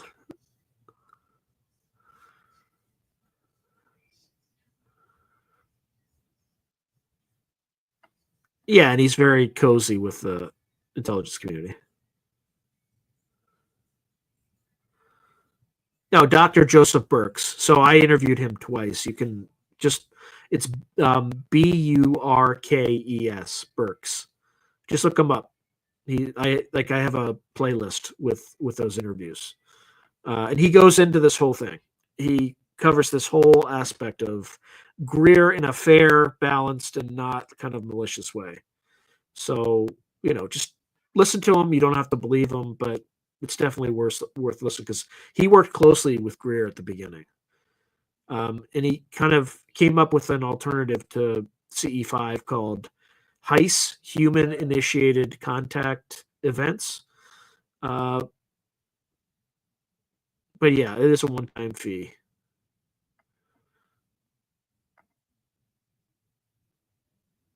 Oh, I did not see that. I've been like, I mean, I've just been constantly working. If I'm not working at my day job, I'm working at this. Like I literally from like 7:30 this morning until now, I've just been working continuously.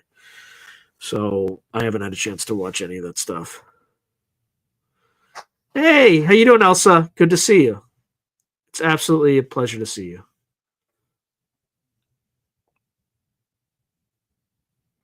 Yeah, Jalea, what did this team remote you? I wasn't.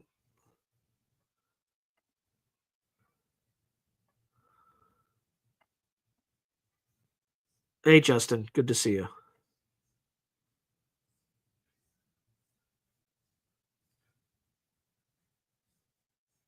All right, I meant it probably got lost. Oh, I see what Elsa's saying. Yeah, Elsa, you can confirm. I think what you're saying is if you're channeling, it depends on the frequency, right? So I'm guessing the frequency of the channeler as well as the frequency of the being. So, and I'm going to extrapolate, and please correct me if I'm wrong. A lower frequency channeler, who's somebody's, when we say lower frequency, we're talking kind of negativity, things like that, would more likely attract demonic or demonic realm. What I don't know what the right language is, but lower frequency negative entities, where someone who is much higher in frequency would more likely attract higher frequency, more positive type entities. I guess, but please confirm if you can, if you hear this at all. Yeah, people are hating on Greer. Look, I never met him, so I'm not. I'm just. I would be very fair and balanced when I would talk to him. All right. So, what about the other guy you mentioned, where Greer doesn't want to talk or mention about? Oh, Pandolfi. I mean, he was the head of the CIA's Weird Desk. So it started with Art Lundahl, and then it progressed to Kit Green, and then it became Ron Pandolfi.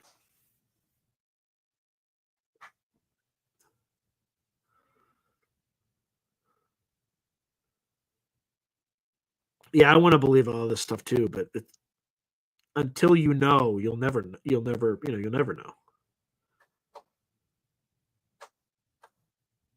Oh, you're talking about Philip Blackburn did the remote viewing today. All right, what are the best and most conclusive evidence for the existence of extraterrestrials that you know of?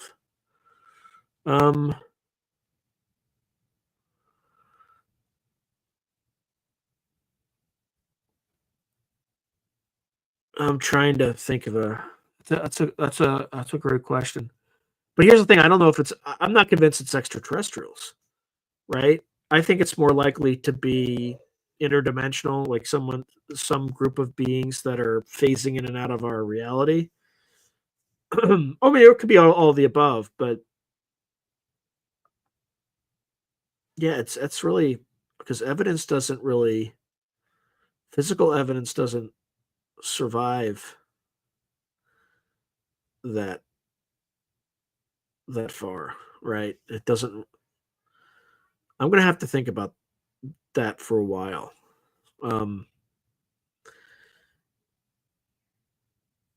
That's a great question. That is and that's a question that everybody should ask. What's the best evidence? Because there's not great evidence, to be honest. Like there's not.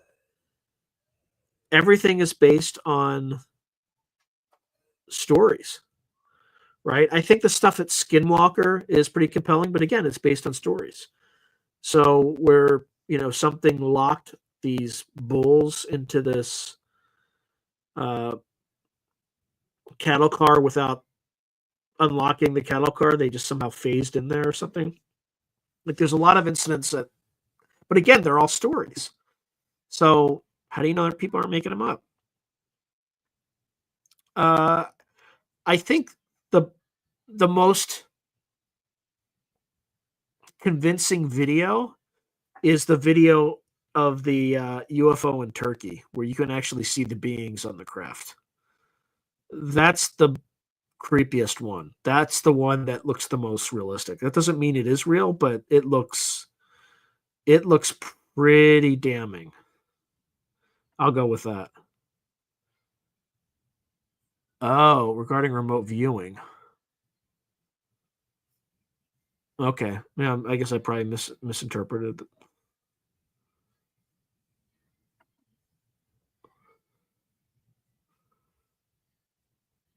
Yeah, it sounds like Greer. He's a whistleblower, but can only tell us what the government gives him permission to say.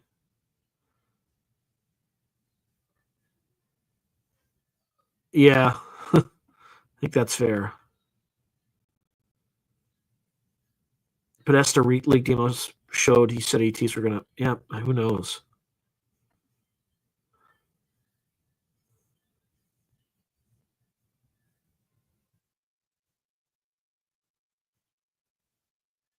Huh.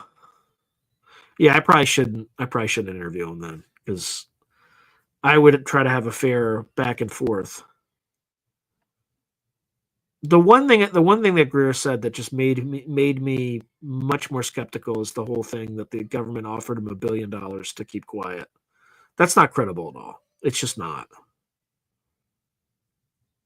Yeah, I have listened to some of the telepathy tapes podcast, but I've been, I think I've been convinced remote viewing is real for a while, so that it's not that much of a stretch to say telepathy's real as well. Okay, then how about this? What's the difference between transdimensional entities and extraterrestrials? I think the best way to tell if something is legit if it makes the most sense.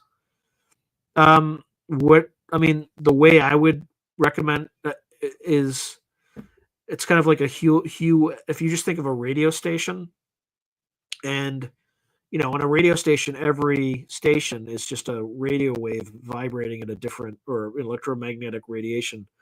That's it's an electromagnetic wave vibrating at a higher or lower frequency depending which direction you are in the radio. You're going on the radio station. So imagine that molecules vibrate at a certain rate, DNA vibrates at a certain rate, like everything's vibrating and resonating at a certain frequency. So if you just imagine that another reality could occupy the same space, it's just vibrating at a different higher or lower frequency, then you can compact, limited space with a lot more overlapping parallel realities and things like that. So that would be the difference.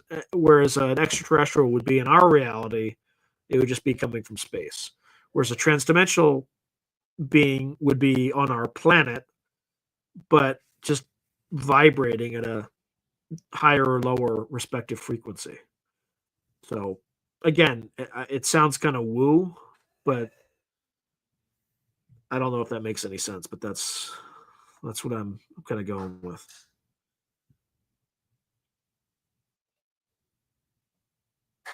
So James Fox said he was able to get into a skiff, and he was told that his documentary, The Phenomenon, is required to watch. Yeah, it's a good starter. It's like a good primer for people getting into it.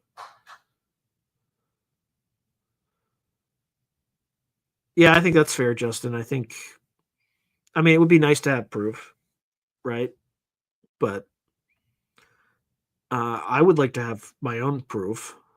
Like, I have plenty of synchronicities. I've had instances of precognition, and have had weird incidents with animals, but there's nothing that's solid, right?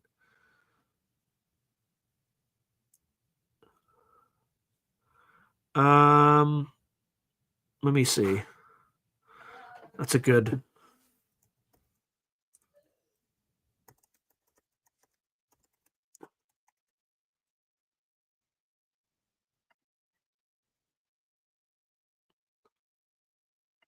Yeah, I don't want to.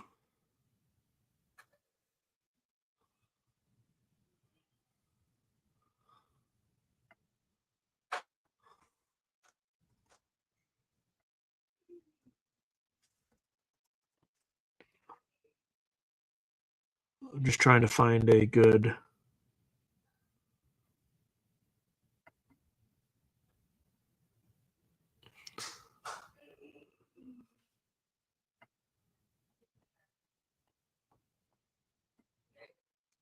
Yeah, here we go.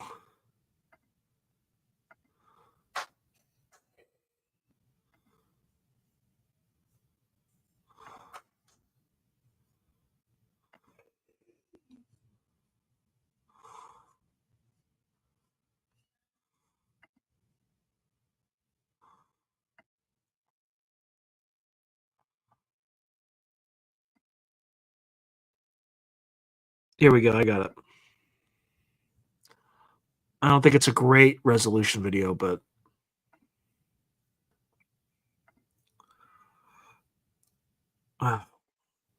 bear with me. I just have to.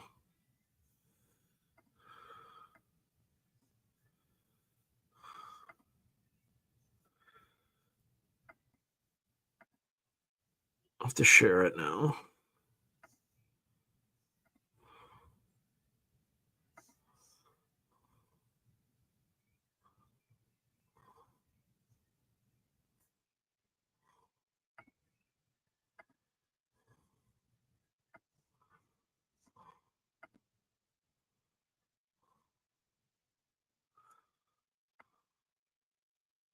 All right, let's see.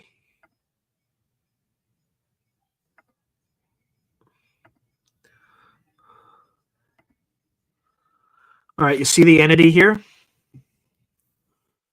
I have it on like extreme slow-mo, so.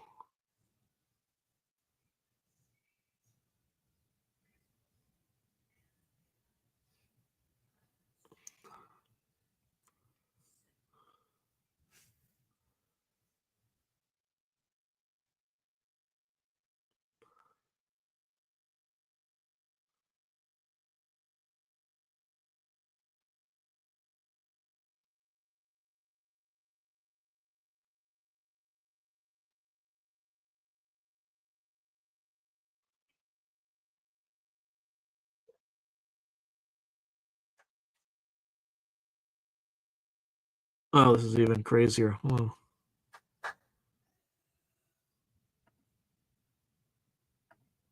There you go.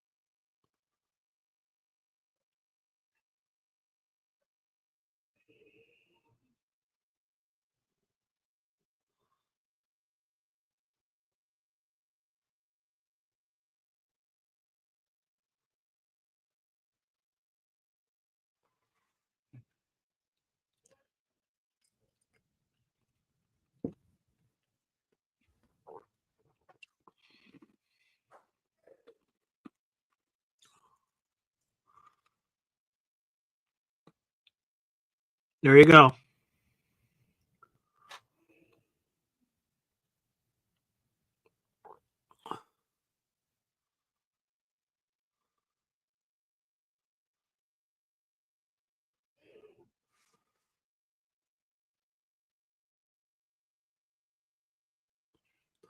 Anyway, that's probably the best. I mean, there may be more, but that's the best one I think I've ever seen.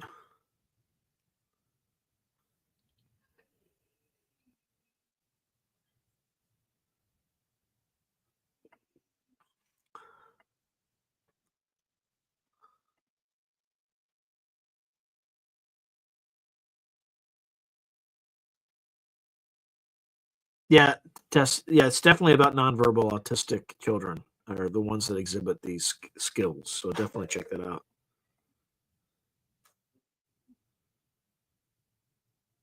Yeah.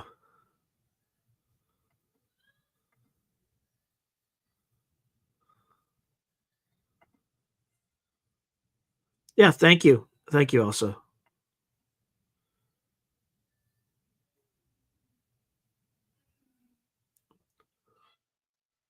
I mean, the best evidence is that the government openly did it for 20 years. Spent $20 million on the program and put people on the.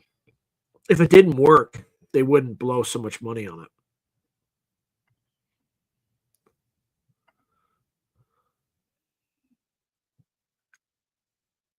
Yeah, I agree, Alpha. Yeah, so it is possible then for an entity to be both an extraterrestrial and transdimensional. Yeah, I mean, if that's the mechanism by how it works, yes. But again, I'm speculating, right? I don't know.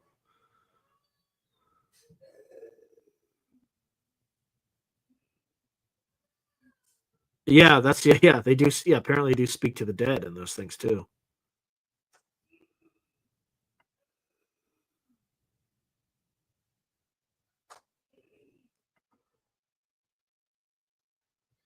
Can I boost the quality? Oh no, that's the best. That's the best I could do. I mean, that's just. I mean, at least on the in the time I had on this live stream. I don't know. I again, it looks the most convincing to me. That doesn't mean it's real. I'm not a video expert. That's one place where I won't. That's a hill I will not die on. Like I'm just not an expert on that stuff.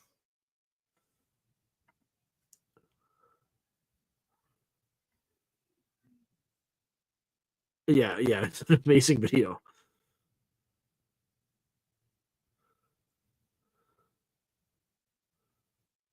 Oh wow.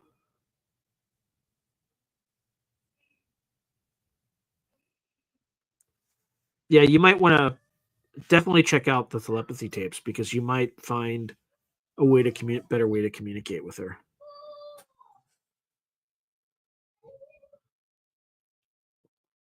Oh wow, over Daytona Beach. Yeah, it's just so random.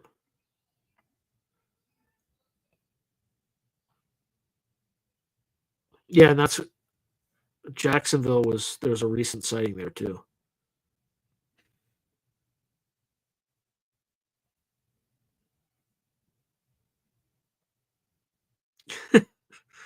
That sounds about right.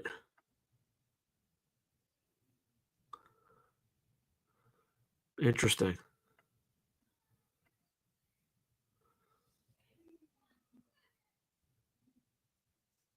Yeah, I think they did. I think, yeah, all the top remote viewers definitely predicted Trump would win. So did Christopher Robinson, who was not necessarily a remote viewer. He's a precognitive dreamer.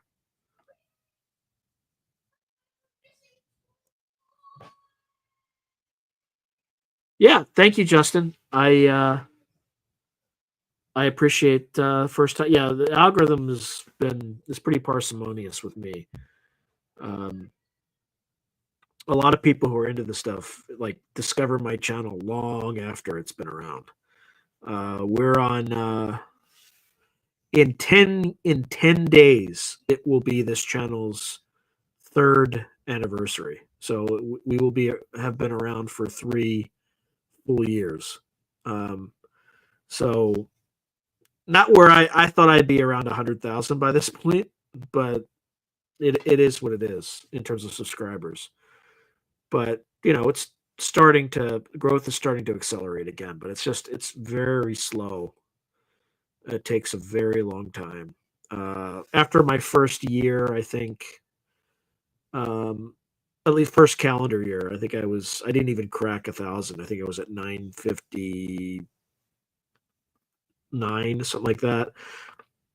The second year, I was like 3,700 something, and then in the third year, I think I ended the year at 11,350. Like it's just slow.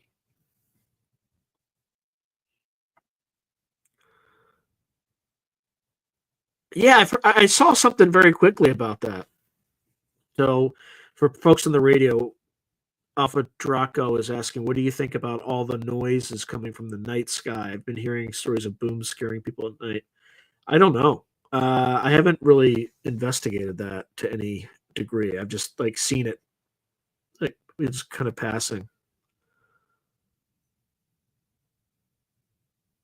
Not really. I mean, we've had fog, for a little bit, but not. But And where I live, it's kind of normal this time of year.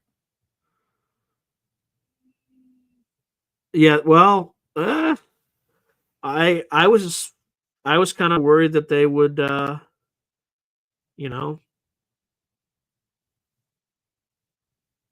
do what they did not this past election, but the election before, where they just controlled all the information sources and prevented bad news from spreading, or at least bad news from the Biden administration's perspective. Yeah, like the trumpet sound, like weird trumpet sounds.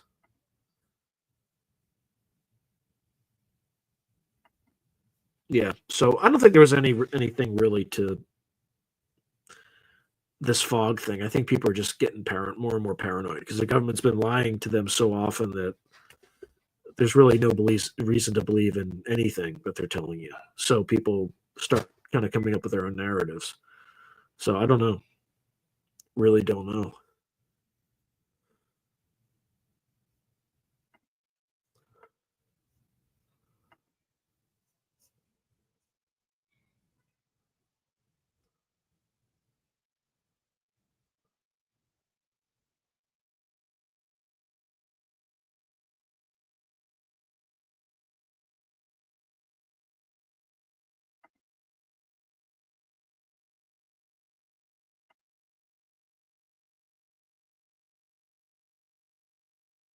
Wow. X is going nuts on this show today. Lots of views on X. Interesting. Very interesting. That X is trending at almost double what YouTube is for this particular stream, which is, I mean, not always surprising.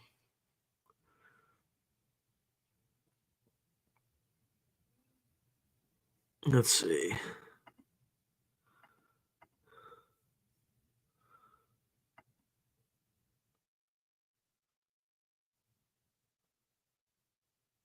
Yeah, I feel like it's paranoia, but again, how would I know, right? Could it be some sort of like secret government program like MK Ultra only with fog? Sure, but I would side with it's just paranoia and like contagion, right? In terms of like hysterical contagion. No, have I ever heard of Calendrix? This is the guy who uses his method and he predicts China attacking Taiwan and a crash happening in May. Well, May would be the time that China would attack Taiwan. It would be in April or May or August. That's when the tides are most favorable.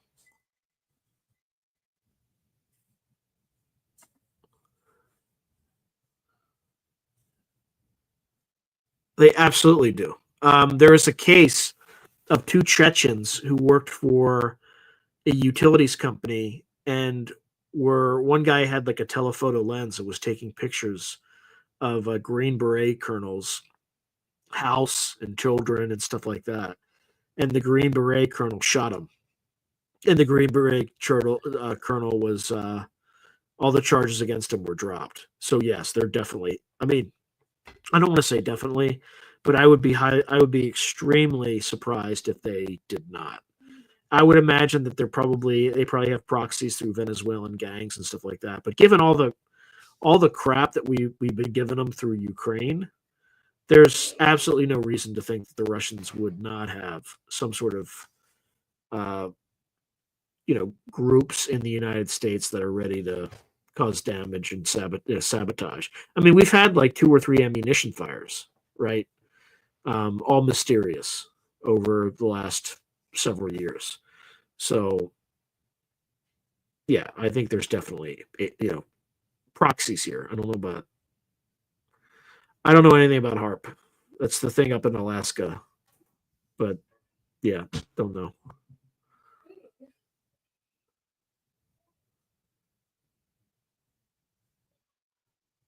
That's weird. I didn't think Trump drank.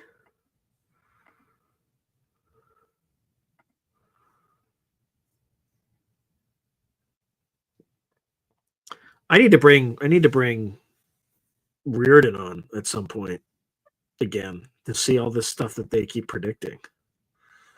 Some crazy stuff there. I mean, so far 2025 has been an absolute sheer unmitigated disaster. I mean, it's been a mess everywhere. You know, it's been absolutely wild, unfortunately.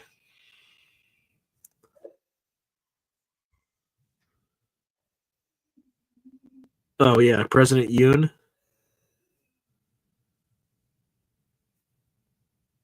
Is that guy still doing crazy stuff over there? It's just because it's like silent in the Western media. Maybe it's not in the New York Times. Maybe the New York Times is covering it, but I sure as heck haven't been reading it. I have a friend who is South Korean, and at one point his uncle was the president. And he basically, because he's not a fan of Trump, but he basically said that President Yoon makes Trump look like an angel.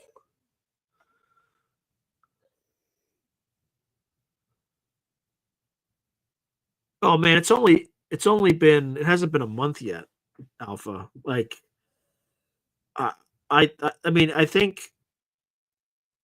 a lot of these jobs are going to start opening up, especially if Trump puts tariffs on things.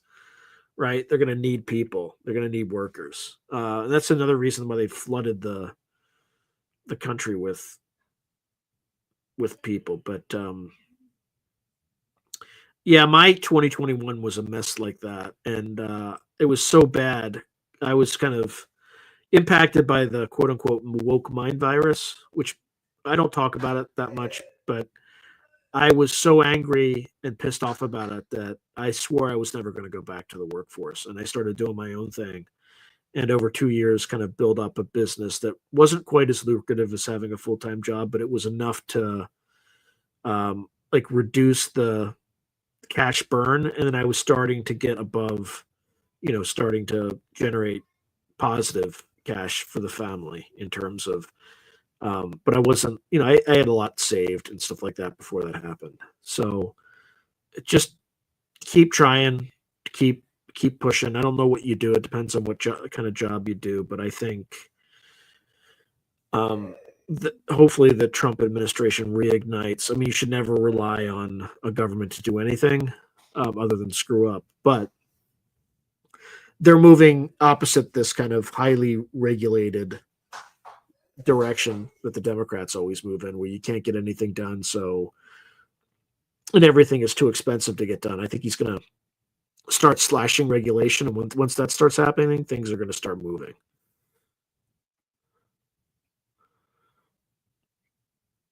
Oh my God. That's absolutely insane.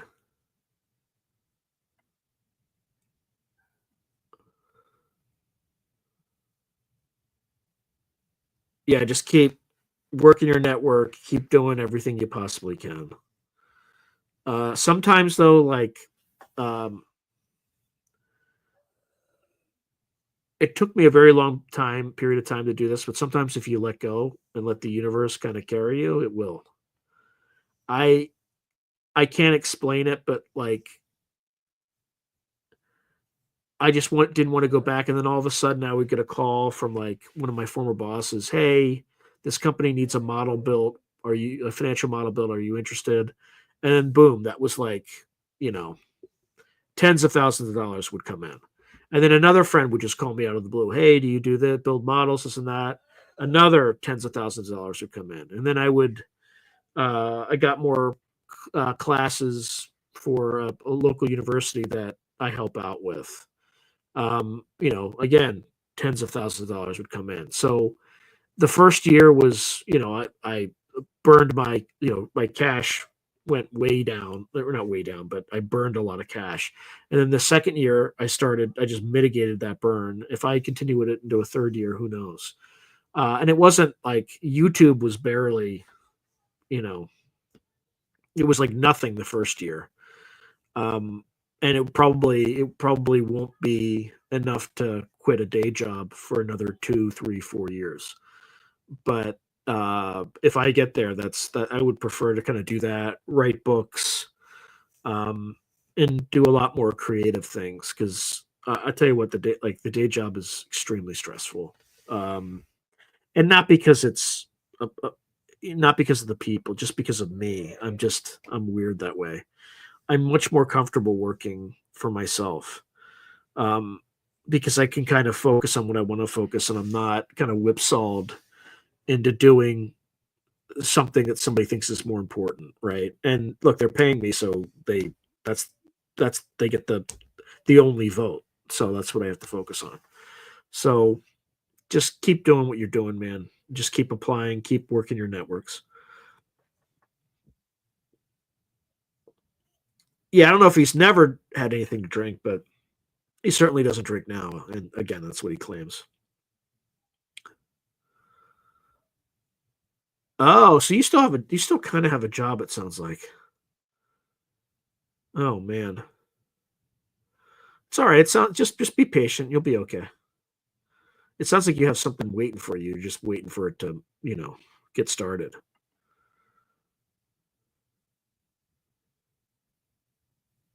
There's just lots of crazy stuff going on. See, like Sola, you're giving this audience like real-time intelligence about what's actually going on in South Korea. And most people on this podcast are probably completely I was unaware that this crap was still going on. And the other thing too is I haven't talked to my friend in a while. I could call him up and he could probably verify all this. Oh man.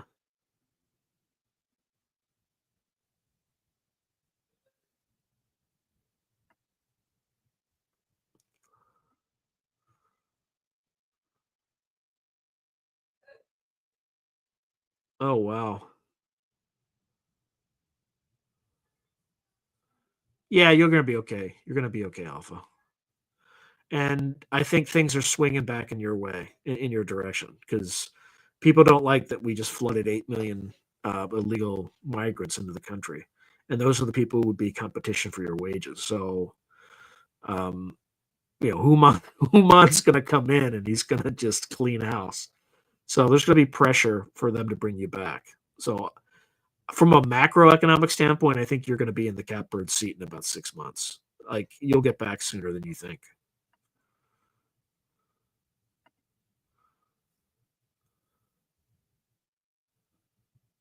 Yeah, absolutely, brother. Absolutely.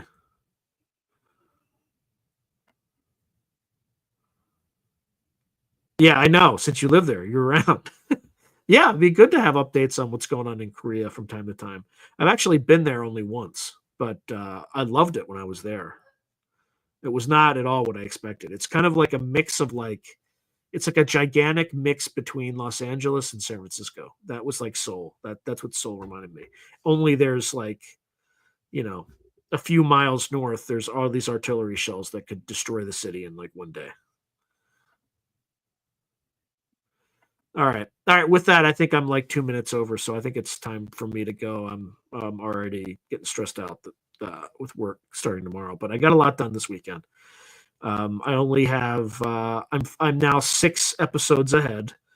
Thank God, I was worried about that. So 3 weeks of episodes ahead, and I have a 7th episode that I've done editing the audio, which takes the longest. I just have to finish editing the video. So anyway, I'm slowly making good progress.